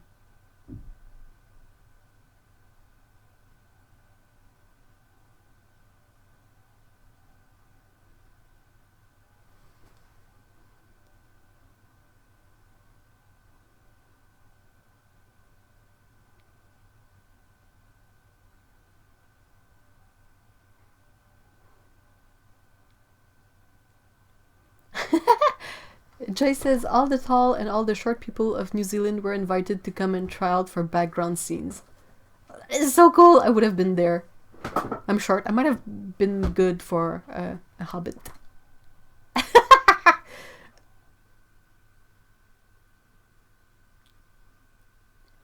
Absolute favorite elf. I don't know.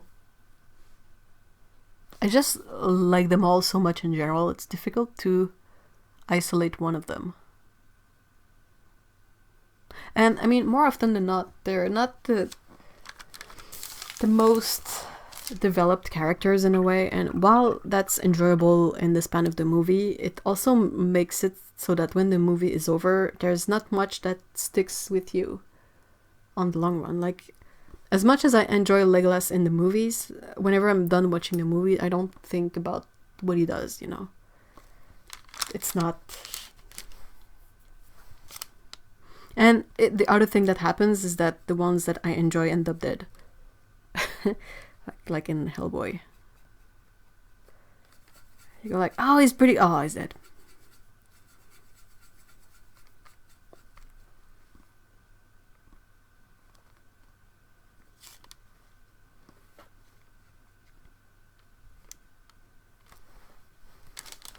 I quite enjoyed the elves I've played in D&D though. I know that's kind of a personal kind of, like, it's not something that is that I can't easily reference because it just exists sort of in my head. But I had a lot of fun creating those characters. Jackson would have surely chosen. I think I could do a decent hobbit. I have curly red hair. I'm a short and stubby person. Like, give me a hobbit suit and I'm pretty sure I can be an extra.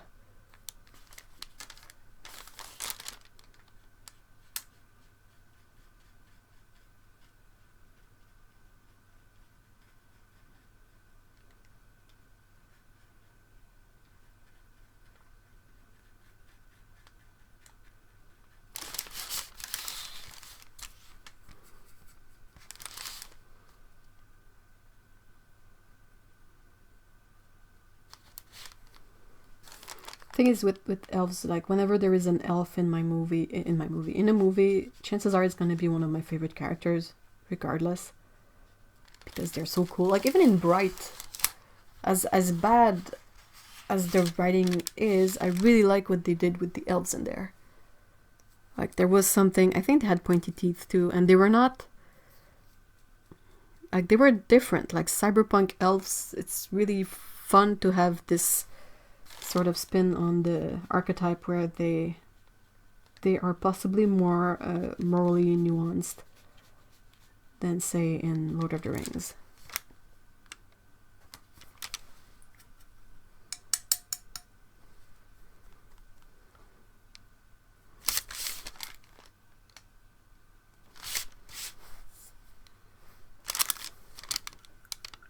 Hey, welcome back, Amisha.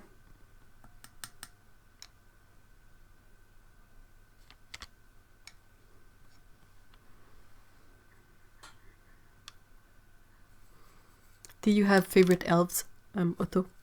Are you an elf person?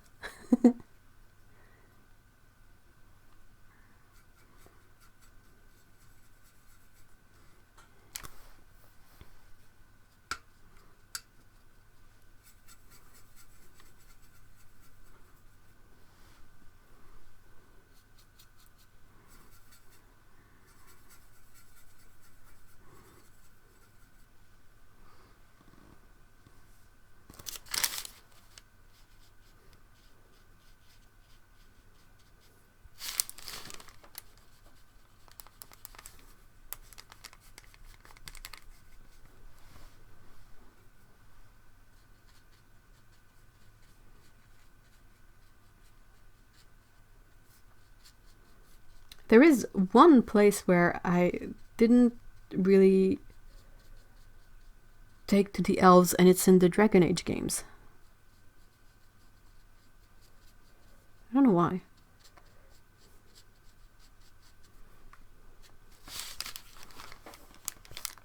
Not as much as me. If hobbits had cats, do you think they would be the same size or mini hobbit cats? I think they would be same size. Or maybe they have munchkins. I know that munchkin cats is possibly not the best genetic thing to do, but they would fit with hobbits quite well, I think. They're the cats with the super short stubby legs.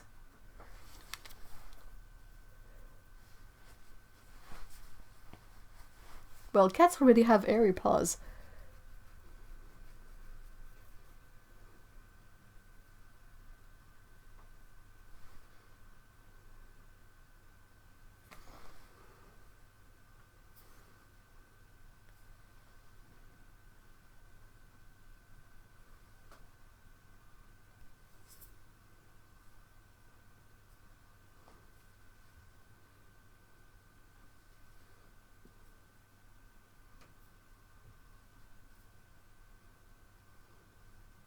Well, cats are really useful to have around as mousers and all of that. So if the hobbits they stock grain and things like that, things that rodents can get to, there's an advantage in having cats for that.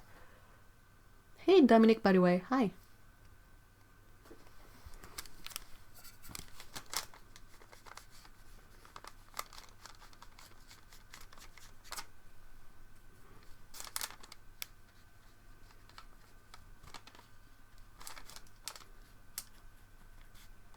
But yeah, I remember being very hype about the way Guillermo del Toro did the elves in the Hellboy second movie. The older ones, not the new ones. Because it's not like the majestic noble creatures of Tolkien's book, but they are still there's still an element and a feel of nobility in there, but it's different. It's a bit more chaotic.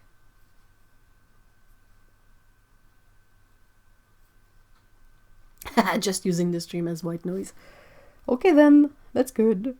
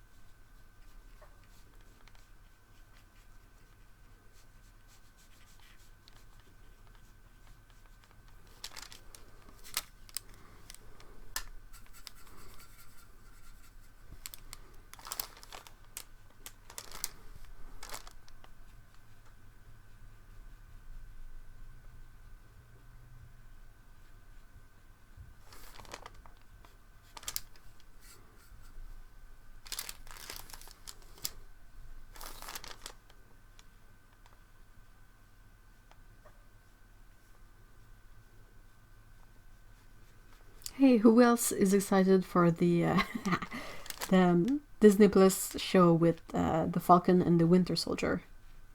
Going on deep into nerd territory there. I know I'm excited. Bucky is one of my favorite Marvel characters. So I'm like, ooh, ooh.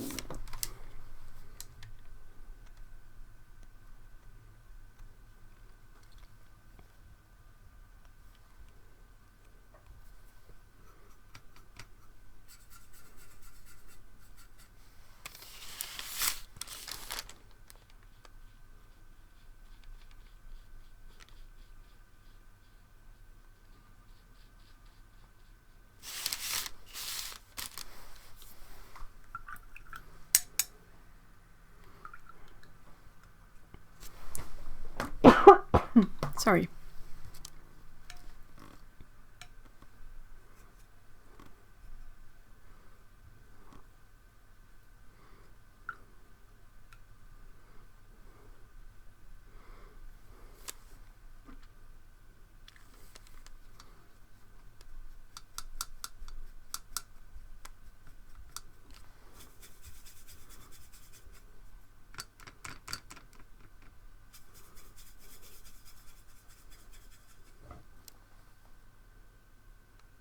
Hey, Marinka, hi. Hey, Anastasia. Oh, you're also very excited for the Falcon and Winter Soldier show. Awesome. Oh my gosh, it's gonna be so great. And also there's a Loki show. I'm like, all my faves in the same bundle. The WandaVision show also looks quite interesting. But I mean, fine. Sure, Disney, why not? Bring it. If it means more Loki, more Winter Soldier, more Falcon, and something really special for WandaVision, I'm in for it.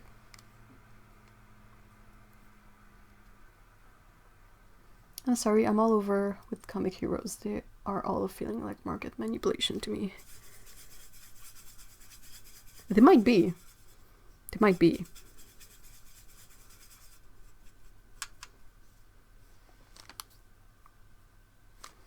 Why was that censored by... Oh, really, YouTube? Wow. Wow.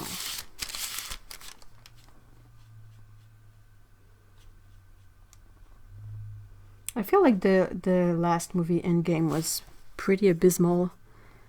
But I mean, if there's a way they can create something interesting and new with the TV shows like they did with The Mandalorian, which I haven't seen yet, but I've heard really good stuff about it. So, I mean, I'm gonna give it a try, sure, because the thing is the way we engage with those things really might have an impact. Like not watching a thing has an impact, but also watching something you love or just watching the things you enjoy, rather than the whole thing just because it's like related to Marvel, might also have an impact. Like if these TV shows that are maybe well made, hopefully, like if they have good ratings, that might be something that influence the way they do things in the future. And rather than have like super high budget, super high stakes movies that they basically cannot do anything in them because the movie has to be able to play in North America, but also China. So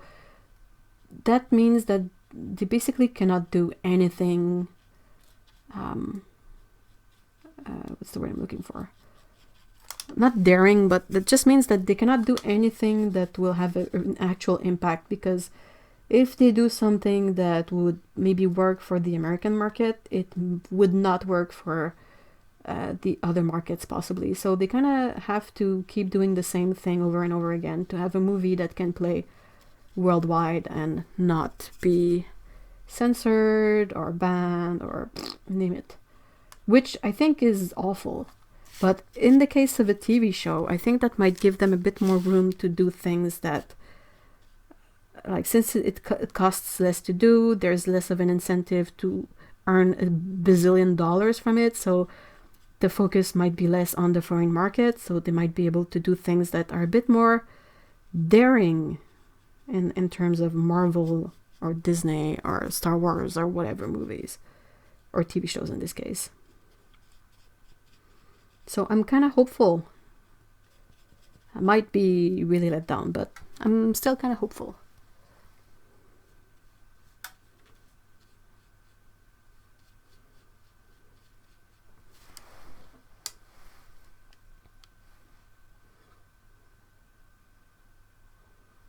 I went to see Harley Quinn, the Birds of Prey movie.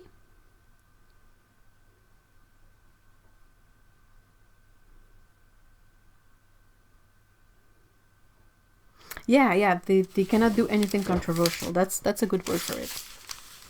I'm not saying that they necessarily should, but I feel like it's really stifling into what they can do and cannot do, and I feel it's frustrating even for the actors that end up playing in these movies, because like they're not impervious to the feedback. They see what people react to, and it's kind of always a missed opportunity to bring something new to the table and possibly have something a bit more interesting than the same old crap all over again. I was really disappointed. Like I haven't been able to bring myself to watch Endgame yet because I know I'm gonna really hate it. I didn't like Infinity Wars all that much. So Endgame, I'm like, blech.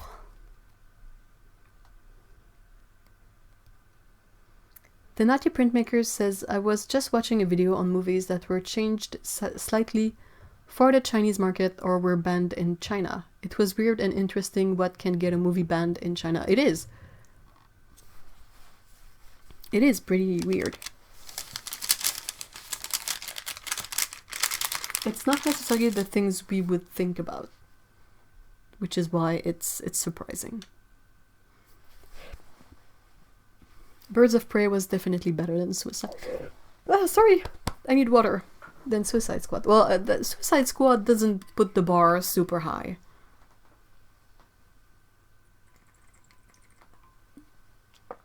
Was that a Zack Snyder movie?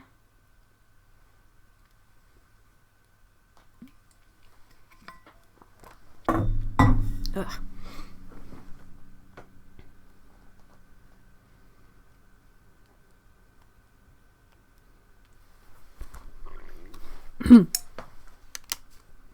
There's a lot of stuff to paint on this one.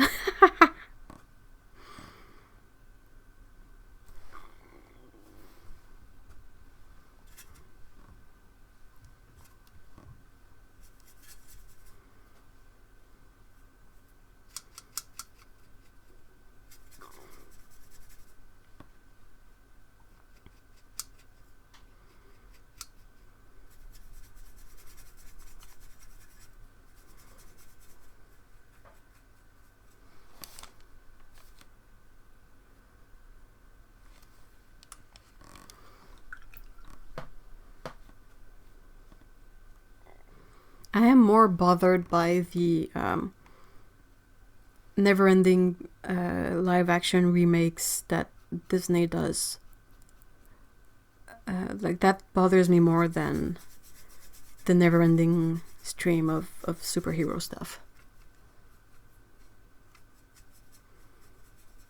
Like, there's gonna be a live-action / CG Lilo and Stitch.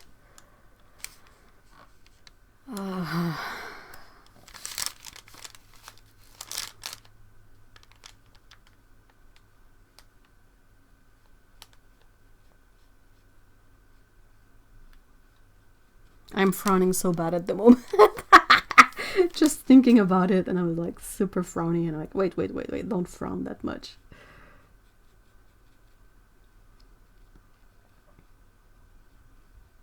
It's such a great movie with amazing artistry and emotion, and it's probably gonna be really bad.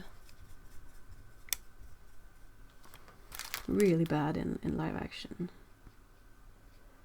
I don't know, probably not as bad as The Lion King, but ugh.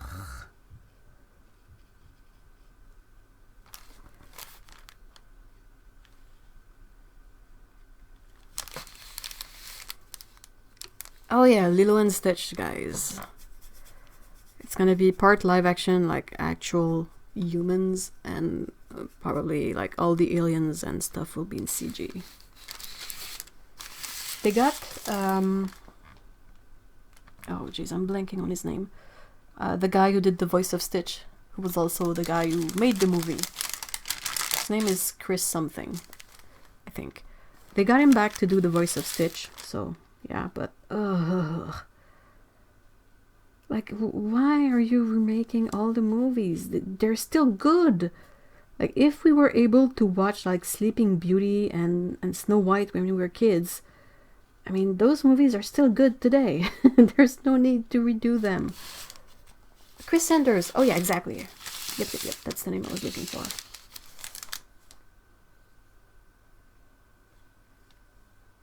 Live action Mulan.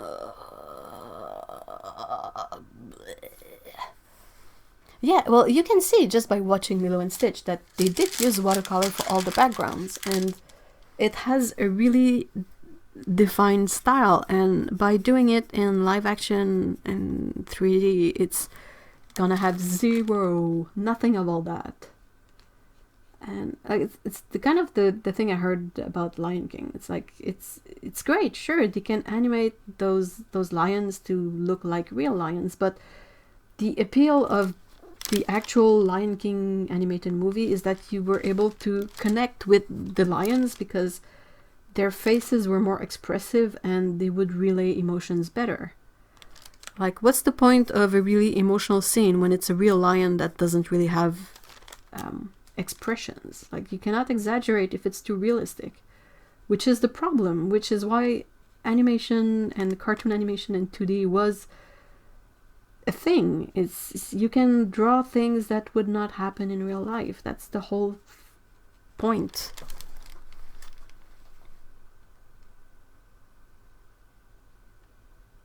And it's not nostalgia at this point, it's just not wanting to try anything new. Yeah, I'm talking about Lilo and Stitch. Live action Stitch would be terrifying.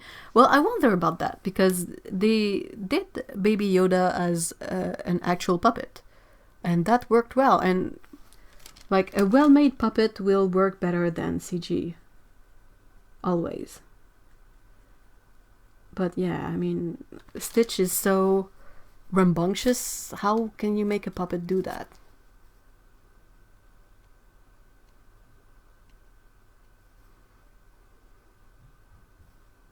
Live action characters in Lilo and Stitch are going to be more cartoony than cartoons. I doubt that. We were talking about it, Mr. E and I was like, the only advantage that Lilo and Stitch has over a movie like Lion King is that even if the humans are not cartoony, at least they will possibly be able to relay emotions better than lions. So, like, if Lilo is sad, there's a good chance we'll be able to recognize that too. And if like, yeah, I saw the trailers and I was really unimpressed by the emotional range of the characters. I love cartoons. I love how far you can go with them.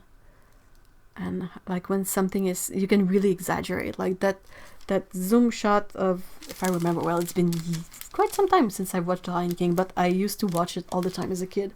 But whenever you have that zoom in shot of Simba and his face of like terror and fear, and it's just, you cannot have that with.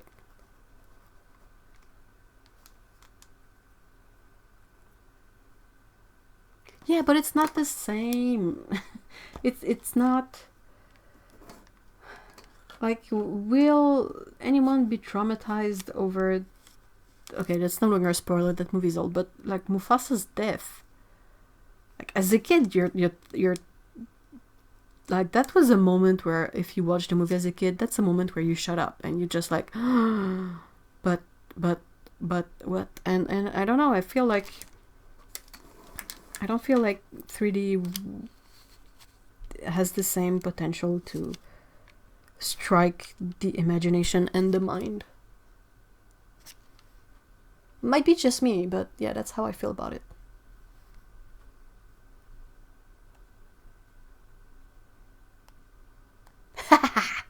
Yeah, Mulan, the animated one, is good. Sonic was a nightmare, the first version of Sonic. That one is a big cluster F. Because the first version they did of Sonic was nightmarish. But the fact that they made everyone work overtime and really, really hard to fix it is not right either. Like in the end, it's the employees who have to take the blunt the word. Like they are it's the artists who have to work overtime and do all that extra work and try as best they can to redo the movie with the new version of the character because everyone was like, yikes! So I don't think that's right either, but I mean, how did the first design of Sonic ever got greenlit in the first place? Who looked at that and was like, yeah, that's good. That's just like actual Sonic and that's perfect. Good match. Let's go. We go with this. I mean, what? Wait a second. Do you need glasses?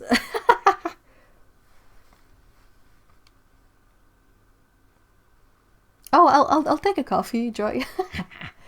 They're also marketing at us, not just kids. But that's the thing. 2D animation is not just for kids. Oh my gosh, don't trigger me on that. I hate this notion that since it's 2D animation, it is for kids. Like, no. No, never. I wish I knew why America sort of has this kind of mindset more present than other countries. Like, Japan has many cartoons and many anime, and they know over there that not everything animated is for kids. You have some pretty intense, like, not sexual, but like serious or like extreme animated shows that are 18 because of the level of seriousness involved. Things like Jinho. I mean, like just Grave of the Fireflies. That's a pretty hardcore movie to watch. Okay, Brunt. Thank you guys. I had a brain fart. Detective Pikachu was one that looked kind of interesting because they went so left field with it that you're like, this is so weird at this point that I'm kind of curious to see it. And it was so random that it makes me laugh. So, like, that kind of works better, but it's not a remake of anything, I think. Like, Detective Pikachu was using Pokemon, sure, but I think it was a story that was not an exact remake of something else, maybe? Or maybe it is. But, I mean, they're redoing them all. Aladdin, Mulan, Lilo and Stitch, Lion King. I'm like, stop. Enough. Let it go. Like, when these movies came out, I remember being excited every time they would announce a Disney movie because it was something new. It was, I mean, even if the story was like a fairy tale you've seen before, like The Little Mermaid and all of that, but still, it was a new Disney movie. It had its own unique style that you could get excited for as an artist, and it had like its movie poster, and you like, I remember seeing a few of them in theaters and being so excited about it, and you would always eagerly await the release date, which is not something that has happened in ever now. I don't get excited from hearing that they are redoing Mulan. I'm like, well, but you don't need to do that. You absolutely don't need to do that. On the other hand, where is your new, like, even, they're doing Frozen 2. I mean, I was pretty, like, even when they did Toy Story 2, I was like, sequel? Okay, sure, but that was a really good sequel, so there's that. But yeah, it's just, stop. Please stop. And I think those were Pixar movies too, so not exactly the same mindset. Or maybe it was Disney Pixar. I don't know. It changed so much.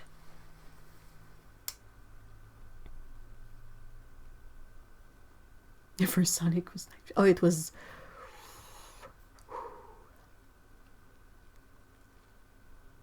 Oh yeah, Tsukabu, you're right. Look at the Ghost in the Shell movie, the one that's possibly like something like what 20 years old by now, 25. That is not for kids. There's like, a kid would be bored by that movie. Might watch because it's like animated, but yikes. And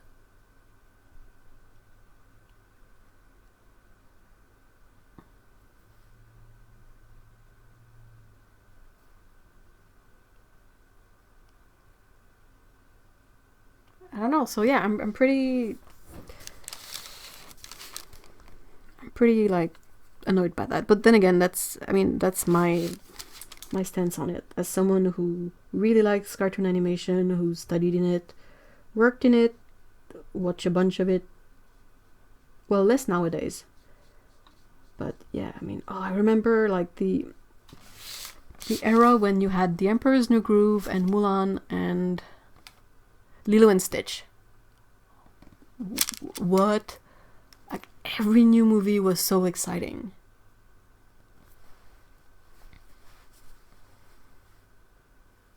Yeah, they did sequels, like there's Aladdin 2 and Aladdin 3. But I don't think those were in theaters, or if they were, it was not as big a release as the original Aladdin.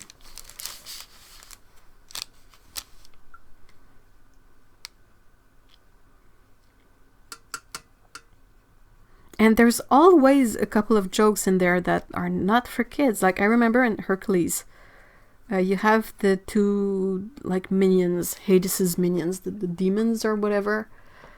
And they are disguised as kids, and they faked an accident, and something has fallen and they're stuck. And one of them says, I don't know what it is in English because I used to see it in French, but basically the demon as a kid says, call IXII, which is 911 in like Roman numbers.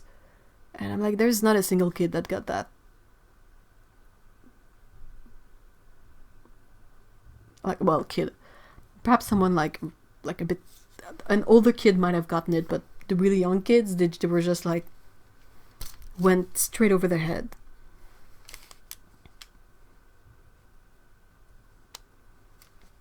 Aladdin has two sequels. Lion King has had a bunch of them too.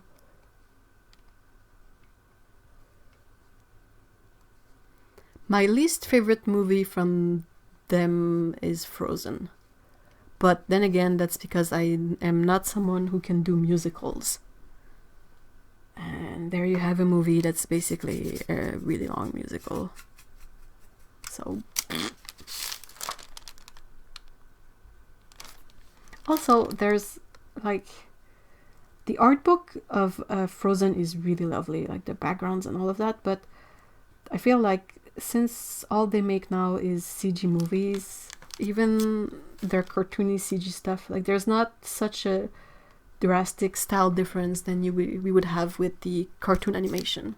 Like Mulan looks a lot different from Atlantis, that looks a lot different from Lilo and Stitch, that looks a lot different from The Lion King, that looks a lot different from Aladdin, and so on, you know.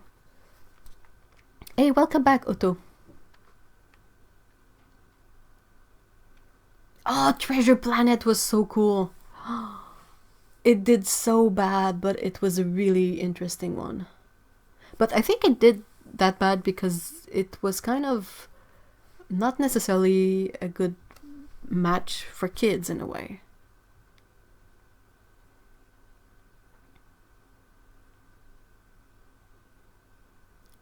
Yeah, Aladdin has two sequels. You had one of them was Jafar's Return, that I remember, and the other one, The Return of Jafar, yeah. And there was another one too, like in one of them Aladdin meets his dad, I think. like typical sequel stuff.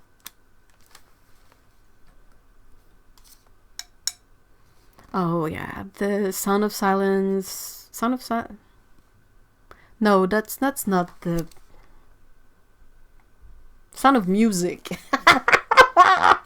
Yeah, talk about mixing two things that don't fit together, but that one and Grace, and I'm trying to think what were all the musicals that got trendy at some point in my lifespan.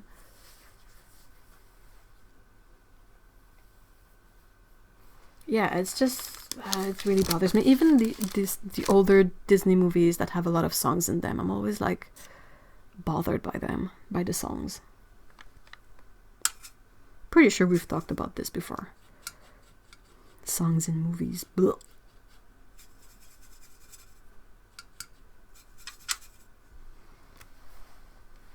Yeah, the Aladdin TV show was fine. It was entertaining.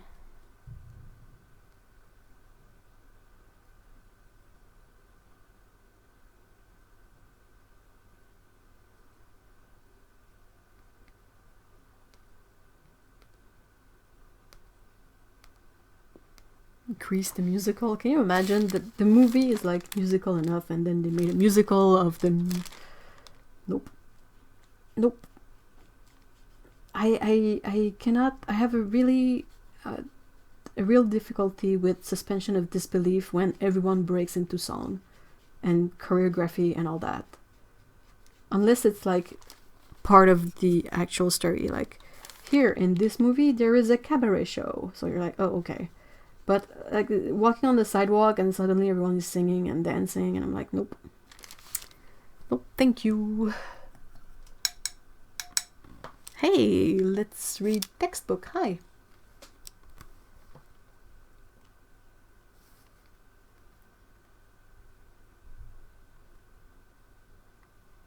How many Disney art books do I have? I don't have the Frozen one.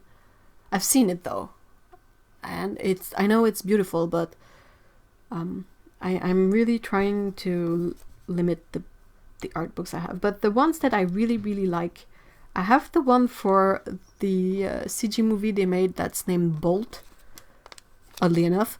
It's a bit of an unassuming movie, but it was really well made and quite entertaining. No, I don't break into song at random. Ugh, but yeah, the Bolt one, which is a story about a dog, mainly, and then there's a hamster and a cat too. So I really like that one. Which ones do I have? The Zootopia one is nice. I'm trying to imagine what's on my bookshelf. All the Kung Fu Panda ones are great. How to Train Your Dragon, Brave.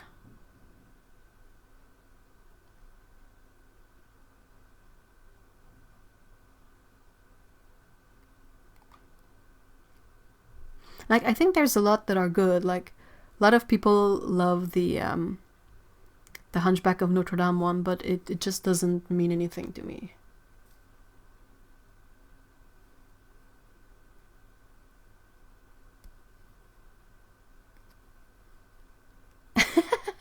Yeah, the movie Bolt has a big fat hamster in a wheel, like in a ball.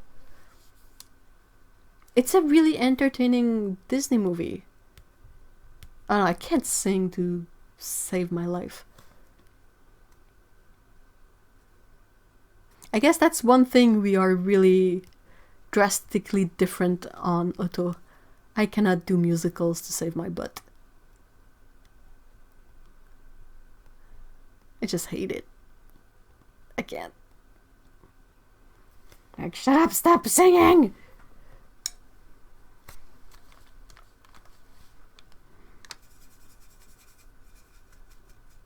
Even as a kid, I was like, ugh.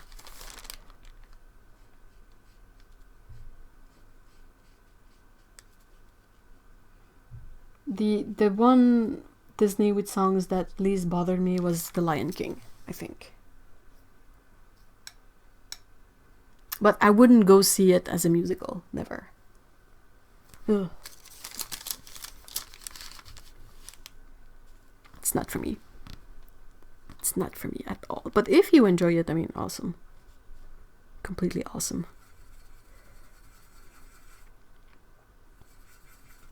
Just don't make me go see one, please.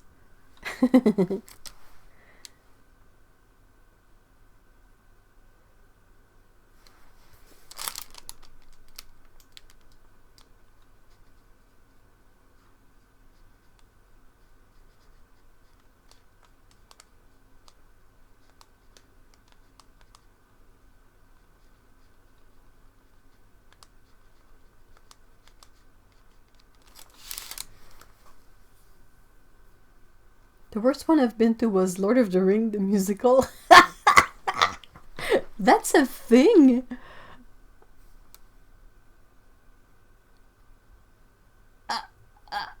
But, oh my gosh. Sorry, how funny, how unintentionally funny was it? Like, how bad was it?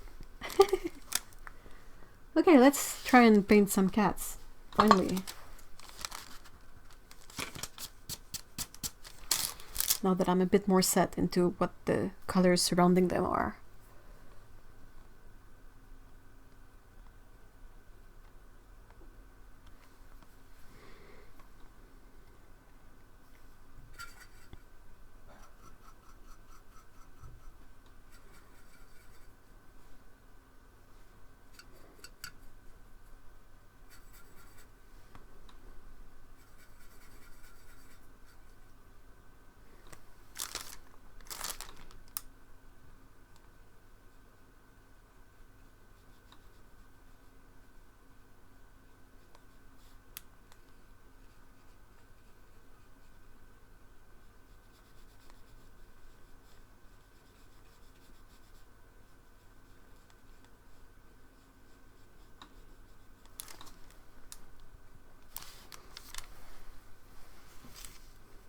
In my defense, a boyfriend at a time was like, hey, you want to go see a LOTR show?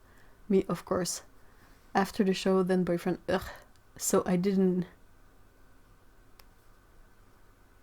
read... So the guy did not see that it was a musical. Oh no. Oh no. Oh, Nightmare Before Christmas is one with songs that did not bother me too much.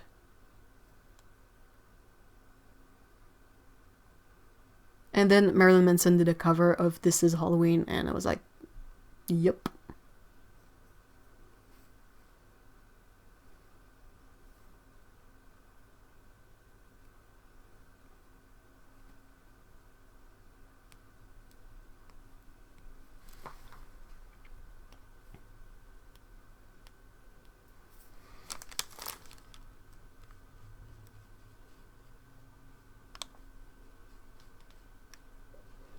I can't get over it. You want to go see a Lord of the Rings show? I mean, sure. And then it's a musical. It's like that accursed Spider-Man musical thing. Is that even a real thing? I don't remember anymore if it's a meme, a joke, or an actual thing.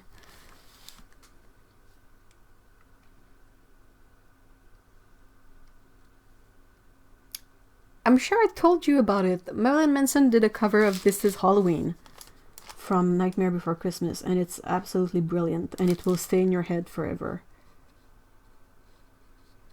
I mean, the original song is already an earworm, but the cover is like even worse.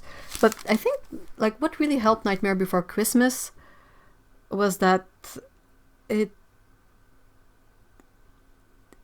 all, I think, okay, that's me and my general dislike of songs, but like I always felt like certain songs don't necessarily tie in all that well with the movie. Like kind of when Simba sings I just can't wait to be king, and everything changes color, the sky is pink. I mean, it's really entertaining and fun to watch, but as a kid it always created a disconnect. It was like you have the story before, and then there's a weird pause where everyone sings, and then that doesn't tie in actually, and then the movie continues and you have like the follow-up of what happened before. So yeah, so I feel like with Nightmare Before Christmas, at least the songs are perhaps a bit more relevant to the story that's going on, so there's less of a weird disconnect, but I don't know, I would possibly need to watch Nightmare Before Christmas again. But I mean, I can listen to the album of Nightmare Before Christmas on its own and I'm not like annoyed by it.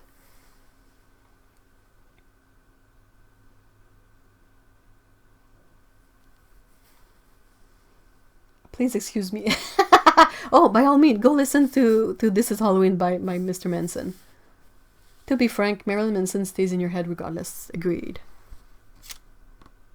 Oh my god, that voice, honestly. Dude has a great voice.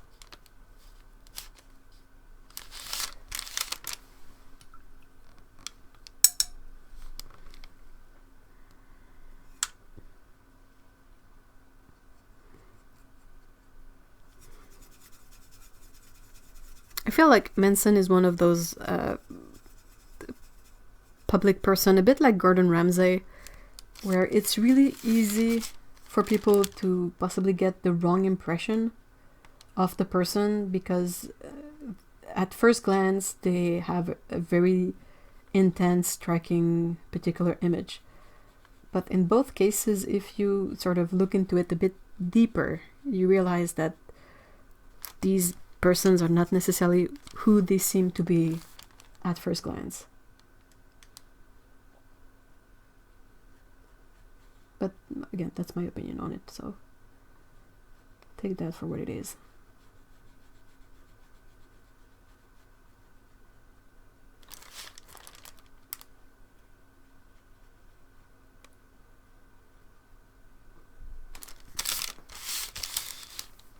Ah ouais, Péco?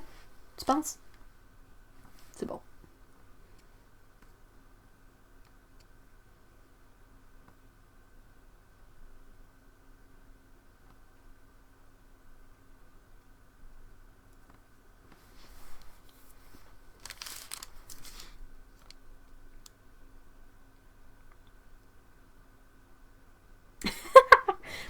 I was thinking about it, and it sort of reminded me of the Phil Collins songs from Recollet that are really bad.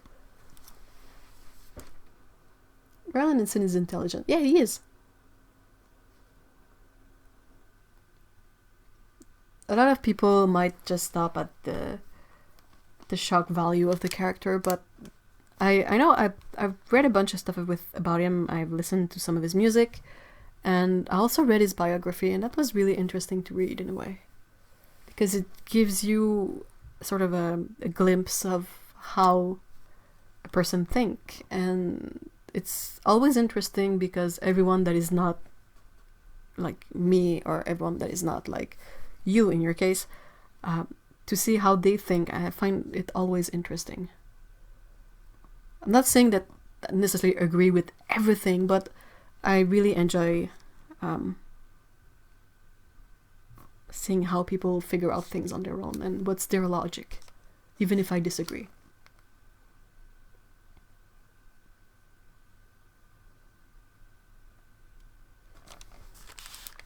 I think Gorillaz did a really unique musical, I think, that was about the Monkey King, and the whole thing had lyrics in Chinese and music by Gorillaz, and it was really peculiar.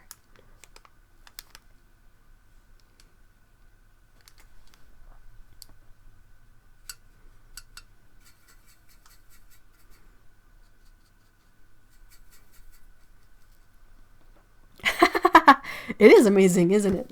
Oh, it's such a good song, and he has the voice for it.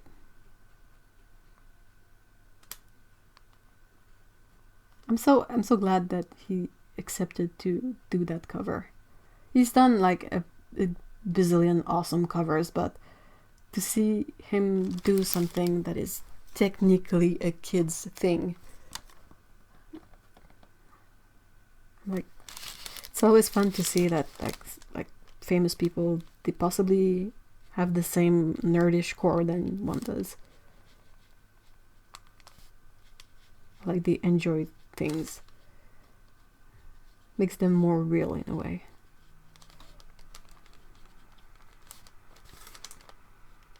And yes, I always ramble a lot. I have to, otherwise it's silent and boring.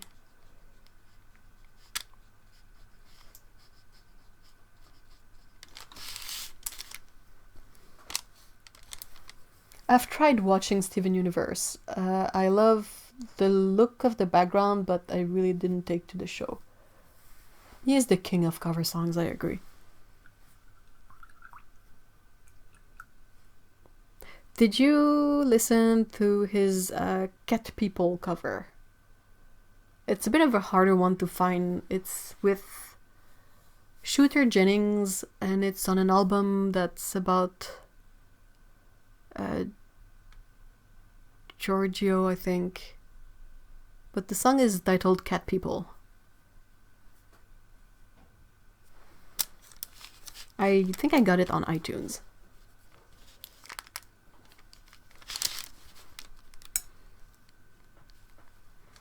I really went on a phase of trying to find every single cover by Manson at some point.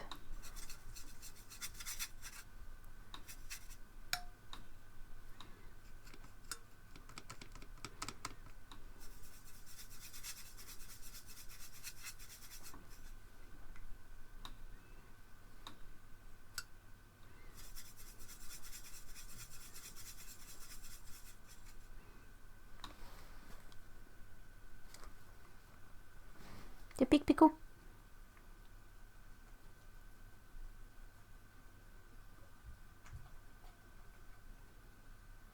I don't like to see her scratch her chin because that's where she has a tendency to scratch herself like a bit too much. Pico is one of those cats that has cat acne and it manifests on her chin, so I think that sometimes she scratches at it and makes a bigger scratch than needed.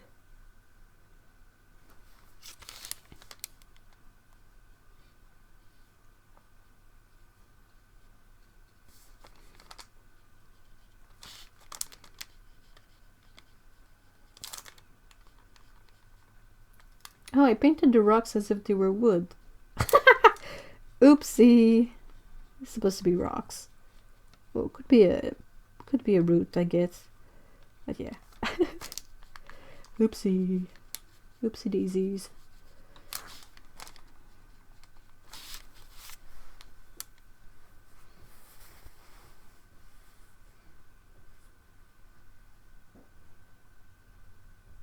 Hey, thank you so much for being here, Tsukabu. Have a great weekend.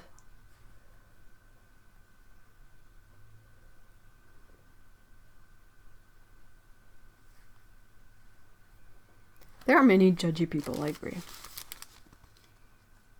It's just not super constructive to be judgy.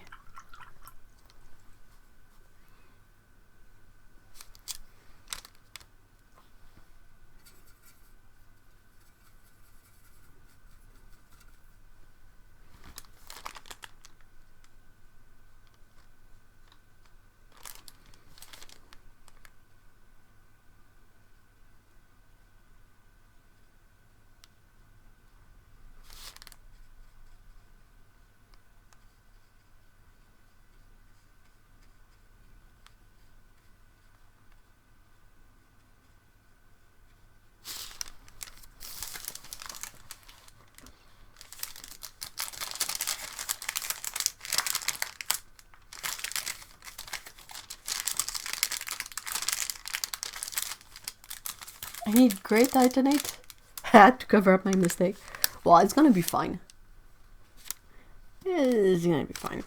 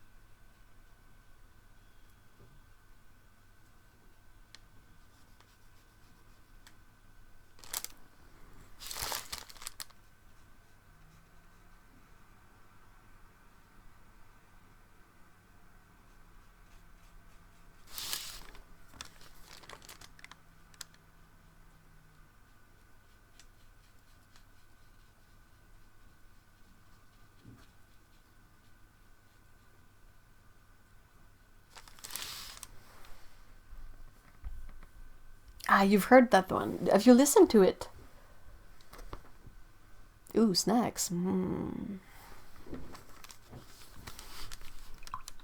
I had such a lazy butt lunch. Just didn't feel like cooking anything, so I put some fries in the oven and ate that.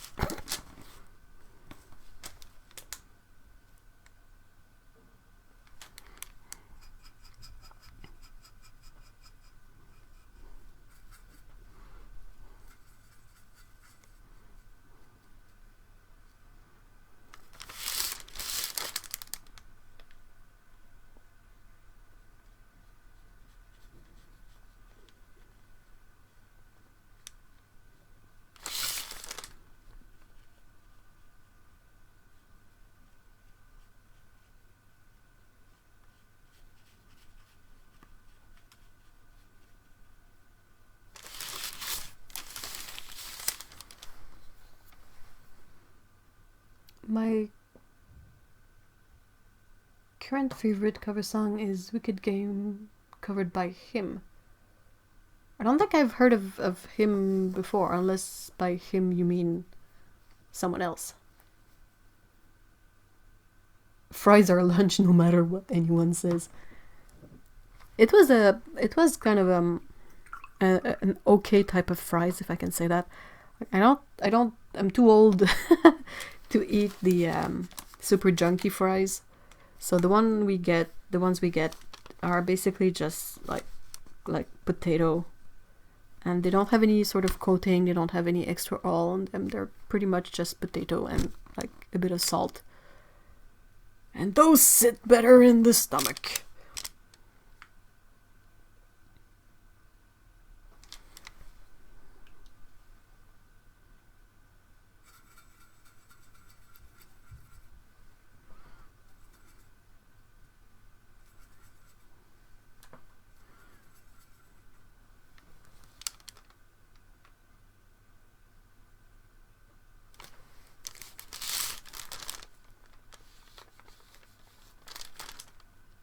I don't really want the birch tree to be completely white, so I will put a really, really thin wash over it.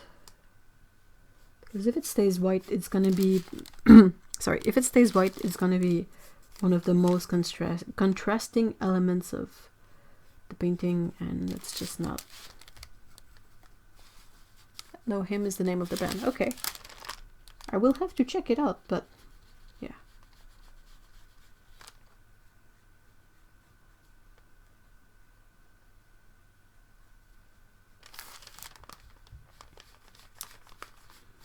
I'm trying to remember. I feel like I was listening to a cover a lot lately, but I don't remember what it was.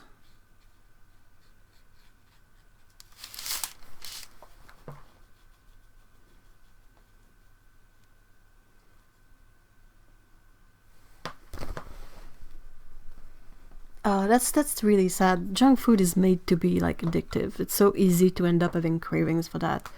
And it's so difficult to get rid of it.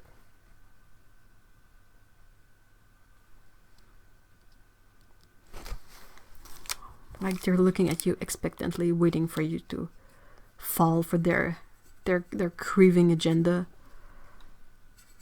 And it's like, hey, you can get it for super cheap too. Come on, get your junk food.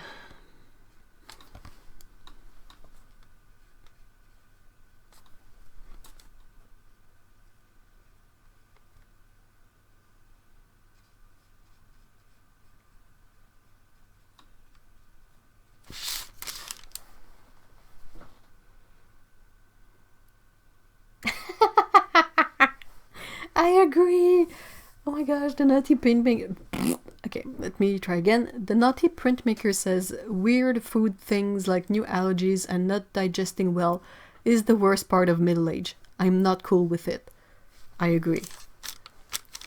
It's always a weird moment when you eat something you've like eaten before without any issue, and you feel really weird afterward, and you're like, oh no, not this now.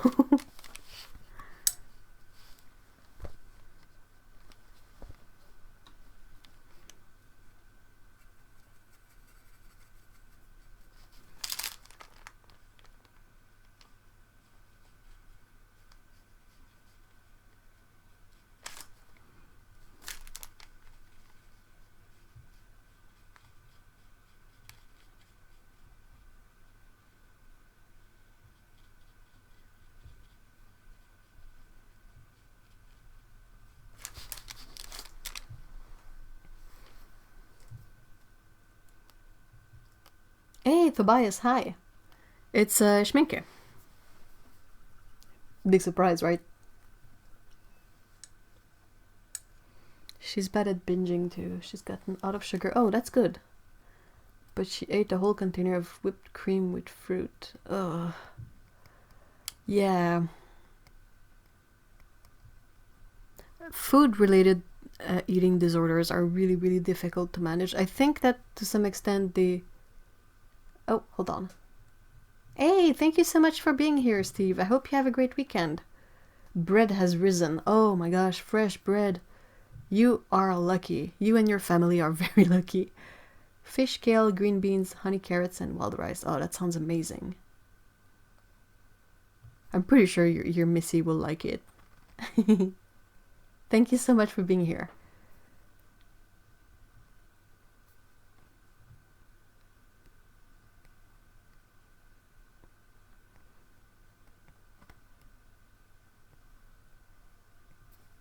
Yeah, that's a big issue. Hi, Melissa.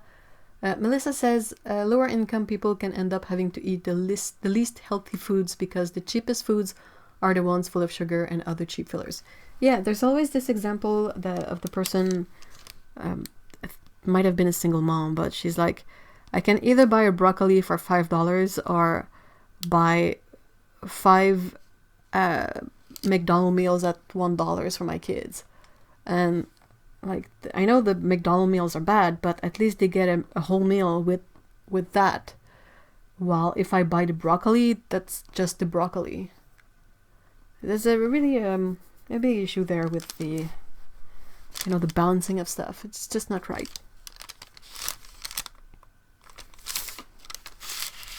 And yeah, like chips, like cake treats. Ugh. Oh man, but yeah, fresh bread. And when fresh bread is cooking, oh.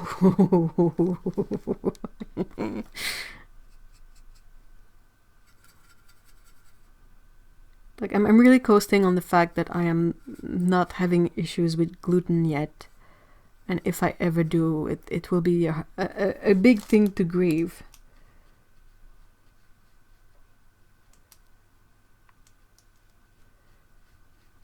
On the other hand, I cannot eat dairy at all. Like, nope.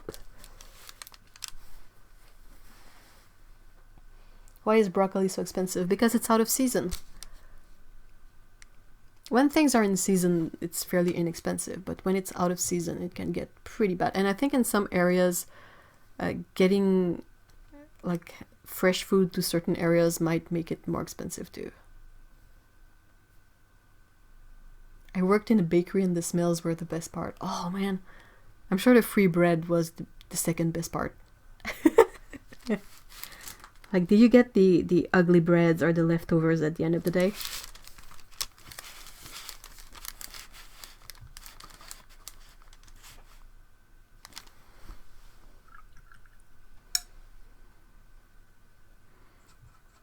The one thing that bothers me about broccoli is that oftentimes when you buy it, it looks fine, but when you start separating the florets, there's like bugs and stuff in there, and I'm like, blech. I'd like to get my protein any other way, please.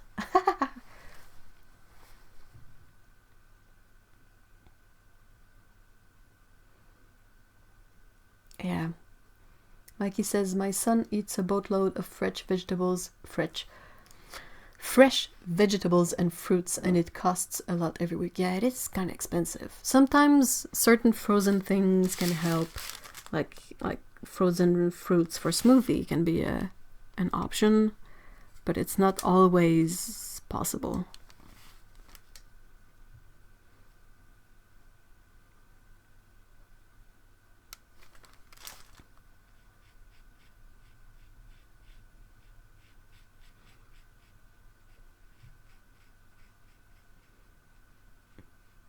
Yeah, I think that for me, dairy is the one thing that, like, sometimes I miss it occasionally. It's often because of convenience too, but yeah, bread would be difficult for me to give up.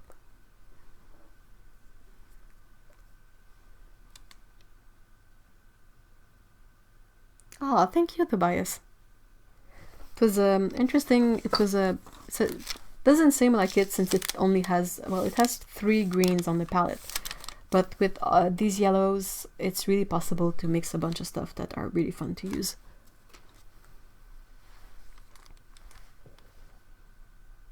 Oh, jalapeno cheddar bread.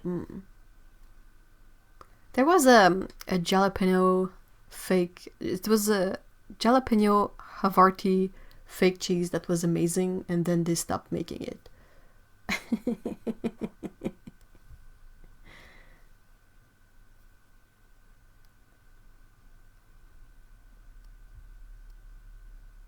Yeah, fresh broccoli is expensive.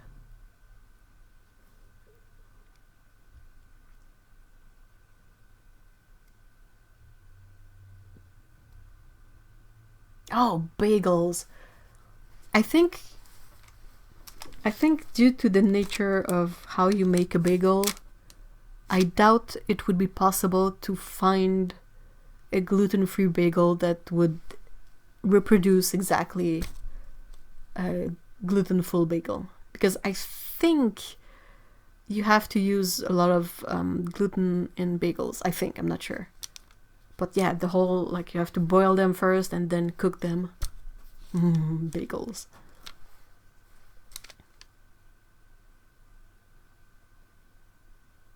It's cheaper in Australia to stock up on veggies and fruits. Possibly because if you are able to grow them, I don't think your winters are super duper cold. Like, if you can grow stuff all year long, it's gotta be a lot less expensive to acquire it. Like here in Canada, like, we can grow stuff for possibly what, if we're lucky, 5 months out of the 12. So for the leftover, all the other months, we have to import fruits. Oh, finding the bugs in my broccoli. Blech. Oh yeah, no, I don't know. I don't buy a frozen broccoli often, but I only found it in fresh broccoli, so.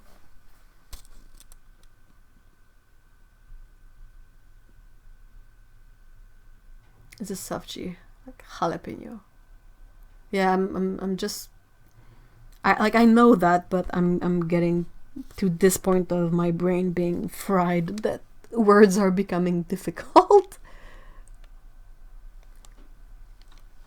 Oh, has anyone in chat tried the Beyond Burger or the, what's the other one? Light Life? Like any kind of fake meat burger type thing.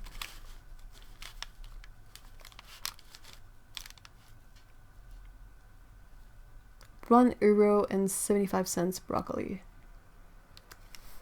So if it's in euros, I don't know what it is with the currency, and I can't. It's gotta be about $3 Canadian. That's kind of not so bad.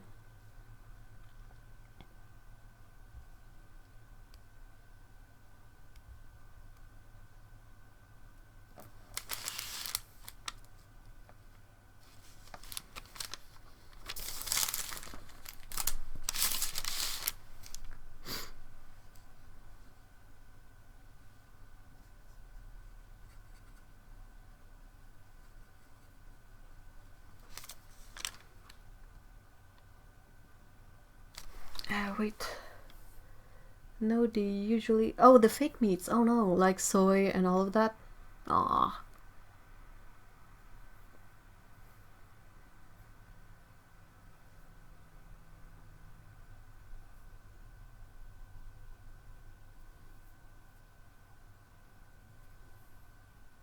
I tried the White Castle sliders made of plant-based material, and it was actually way too meaty for me. Oh wow. I've tried the... I think we were able to find the Beyond Burger once at the grocery store, and then they also have this brand called Light Life, which is basically the same idea. Yeah, I think I knew, but yeah, I'm just a bit like blah. Jalapeno. Which is kind of weird because in French, I think we would say jalapeno. Piment jalapeno? It just doesn't sound right either way. It's jalapeno. Also, it also didn't sit well in my stomach, but I only tried it once. I think it's pretty awesome that we have these options now, and that some, like Tim Hortons has the Beyond Meat in there, like they offer, even if I'm not super big on Tim Hortons in general. I learned recently that they are not even owned by a Canadian company. So I was like, bleh. In fact, I learned about it when there was this old kerfuffle about Justin Trudeau buying donuts. Justin Trudeau. Tomato and basil pizza flavored veggie burger. Wow. That's oh, Pico, t'es trop cute. That's pretty bunch of flavors. So, what is chicory? Is that like a green? Like a leafy green? Chicory in French. I think that's a leafy green. I think.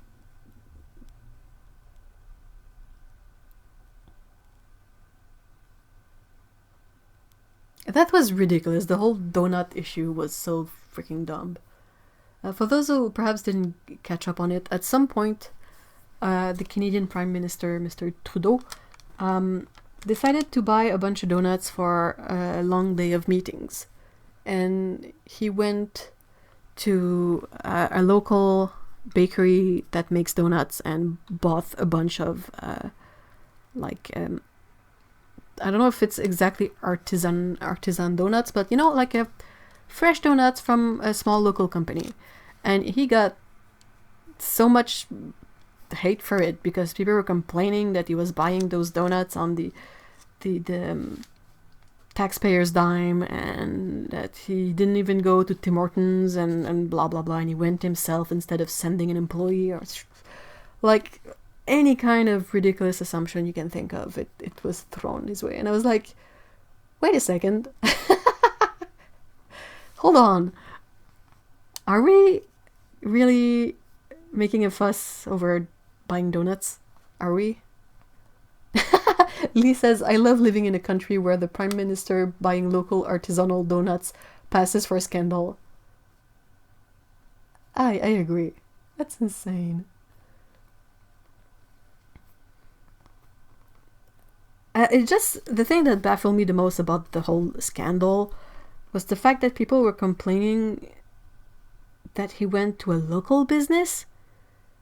And I was just like, but that's kind of the best you can do. It's going to a local business. And they say, oh, he used the taxpayer's dollar to buy donuts. And we don't necessarily know. Perhaps he bought them from his pocket, maybe. I just mean that we don't know. And then again, he went to pick them up himself. I'm like, why not? Why is that a bad thing? Like, he took a moment to go get the donut himself. To me, like, that's something that I was expecting to see people be like sort of happy about, and instead it became this huge scandal. And I was like, hey, his mom started a scandal by touching up her lipstick in public. Oh, good grief. Yep, slow news day. It's, in a way, it's kind of very Canadian, but dude. This was the same day as opening arguments for impeachment in the US, just for reference. Not quite the same thing. Chicory is a grass-like plant with nice blue flowers. Oh, dried and ground roots. Yeah, I've had chicory fake coffee. It doesn't taste like coffee, but it's still kind of good. Yeah, exactly. I mean, the donut thing, I would... My first thought would be, that's kind of a nice gesture to do. Like, if I was working and I knew I had a day of meeting ahead of me and like headaches and all that, and someone showed up with donuts, like good donuts, not freaking Tim Hortons donuts, I would be like, it would already make my day better, like leagues better.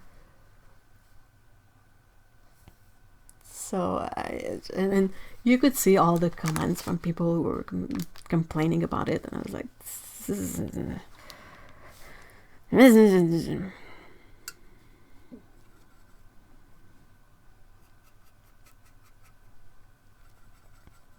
man, donuts are so good.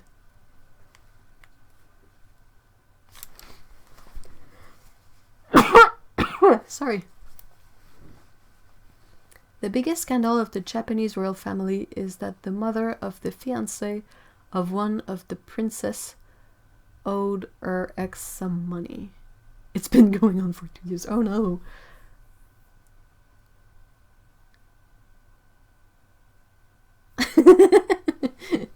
Stephanie says, our prime minister from the 80s held a record for how fast he could down his beer.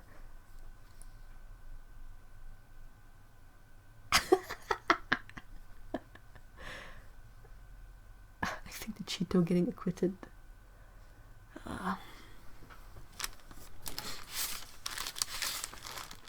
Yeah, oh my gosh. Donuts, guys. Donuts!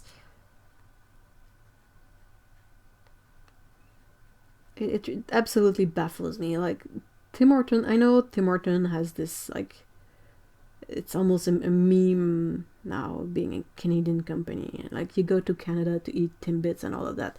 But they don't taste good.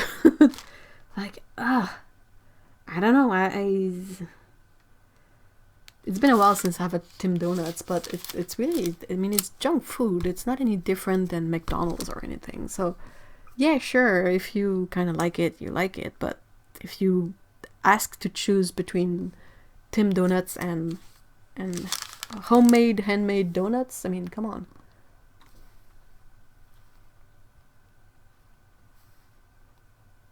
No, we have a lot of real problems. That stupid pipeline thing is really bothering me.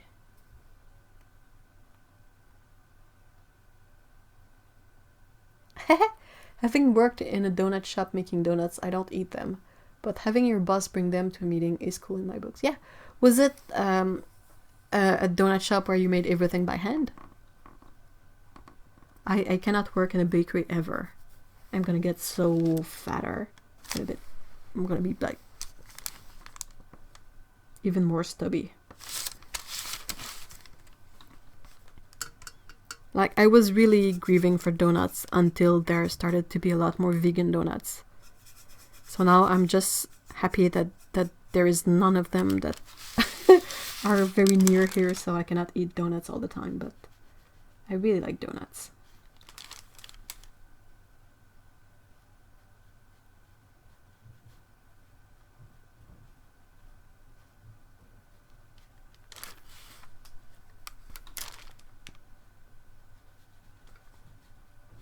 And like, there is really something about donuts, like grocery store donuts, they don't have, like, they feel like dry cake rather than actual donuts. Like, it doesn't work. So you kind of have to go for fresh donuts. Everyone's gonna crave donuts. Donuts, donuts, donuts. Largest value theft in Canadian history is the Great Maple Syrup. I remember that.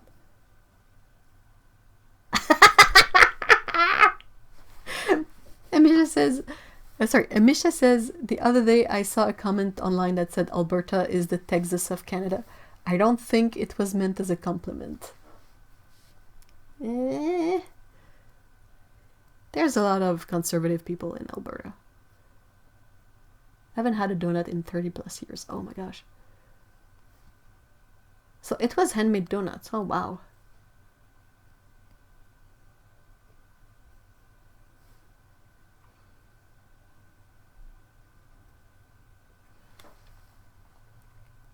Fresh ingredients and handmade. I was both a baker and fryer. Oh wow.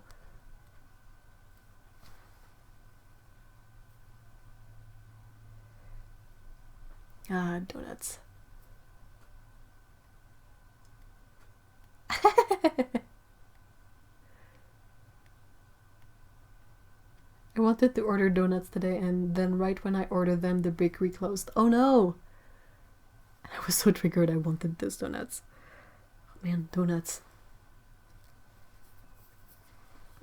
Do you guys are you guys familiar with what is commonly referred to as potato donuts?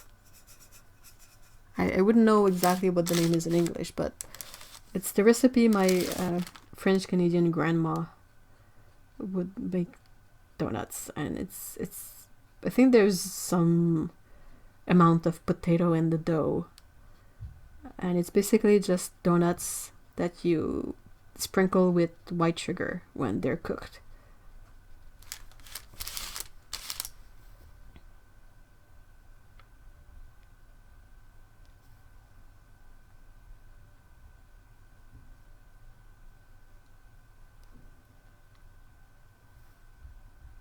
Oh wow, Okuni, that sounds awesome. I don't think I ever had a good donut. What?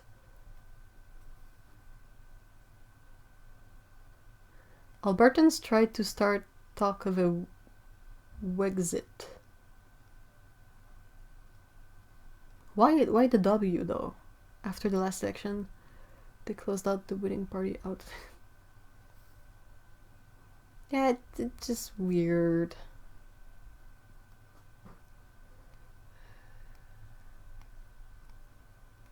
Before my donut stint, I worked at a pizza place. What bother you about the donut, Kelly?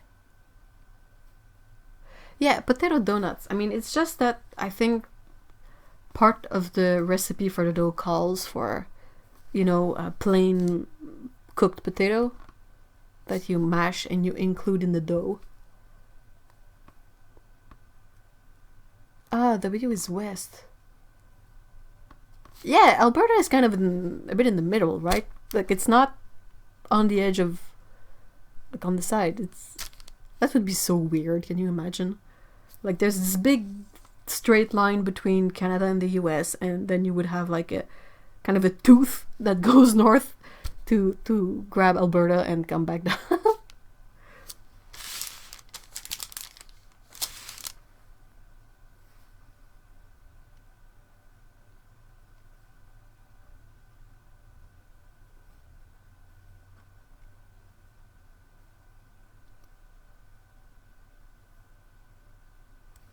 Yeah, I should possibly see if I have the recipe from my grandma and pick it up next next live stream, or post it somewhere, perhaps in the Discord. Share the recipe for potato donuts.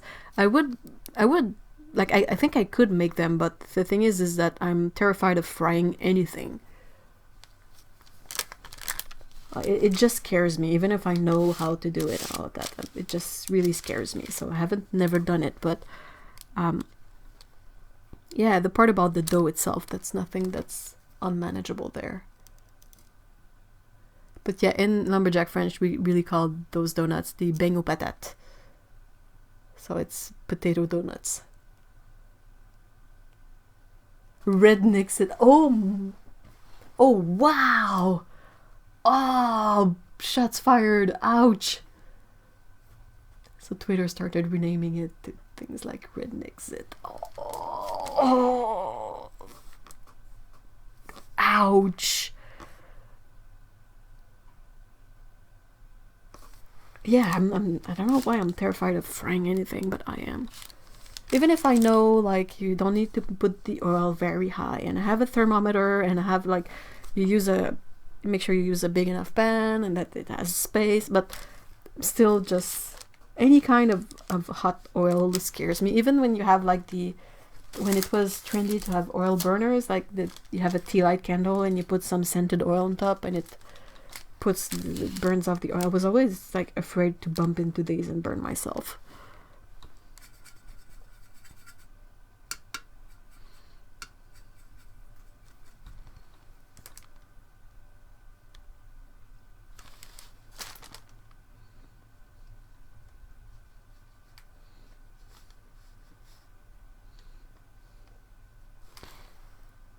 Pics. I would have checked her patterns, but she's busy washing herself.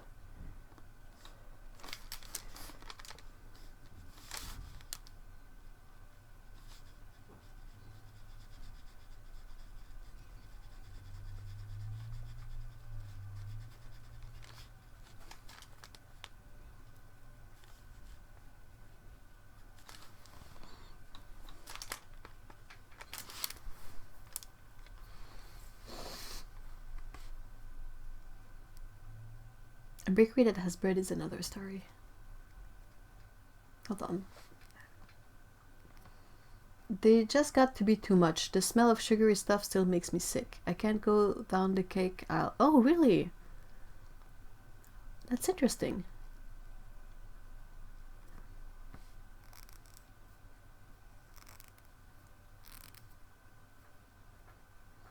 Pico, tu vas tomber.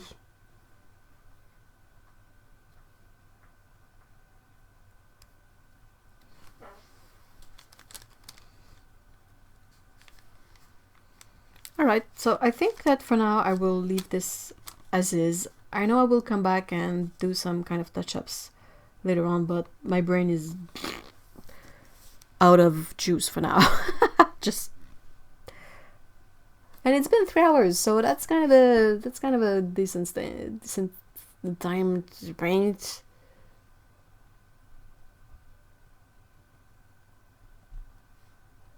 That's another thing too. Dominic says, I don't mind frying things, but I feel it's kind of unwieldy to pour so much oil, picote cute, in a pot to fry something and then put it away.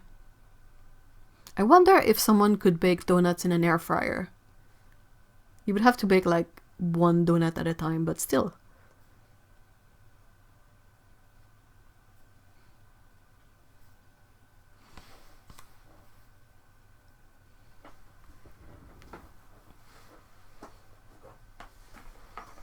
I think to some extent cooking oil can be reused a couple of times. I think. But aside from that, no idea. Alright, so end of stream announcements and whatnot. First of all, thank you everyone for spending your Saturday here with me, with us in the chat. It's always a lot of fun and I hope you had a great time. If you enjoyed the sort of the mood in the chat, we have a Discord server that Otto has posted the link in the chat. And you can join up there. It's free, you just have to follow the link, and if you don't have a Discord account, it's gonna take you through the simple process of creating one. And it's just basically sort of a place where there's a bunch of channels and we chat. So it's pretty fun. There's a bunch of links in the description if you're curious. There's the link to this line art if you wanna grab it. Did I remove it? Oh yeah, there it is. So yeah, and there's a bunch of other line arts over there that you've seen in the past live streams. Treehouse and hiking and the sliding and this one. And yeah, there's a bunch of other links too, like Patreon, like... Well, anyway, have a question, look in the link, or leave a comment, that's perfectly fine. I want to say a great big thank you to Otto for being my super awesome moderator and being always on point with the links. Again, if you haven't seen any of Otto's video, I encourage you to do so. It's more watercolor awesomeness, so by all means. Is there anything else? I will possibly do the same thing next week, different line art though. So yeah, another live stream next Saturday, technically at the same time as this one was. And that's about it. I will... Hold on, I want to try something. Okay, be careful, headphone users. I am moving the mic. Okay, let's try this. Oh, it didn't go poo. It usually goes poo. Anyway, this is Peko, tiny cat in the corner, and she always enjoyed the streams as well. So yeah, thank you everyone from me, from Peko, and I hope you have a really great weekend. So, bye guys, thank you so much.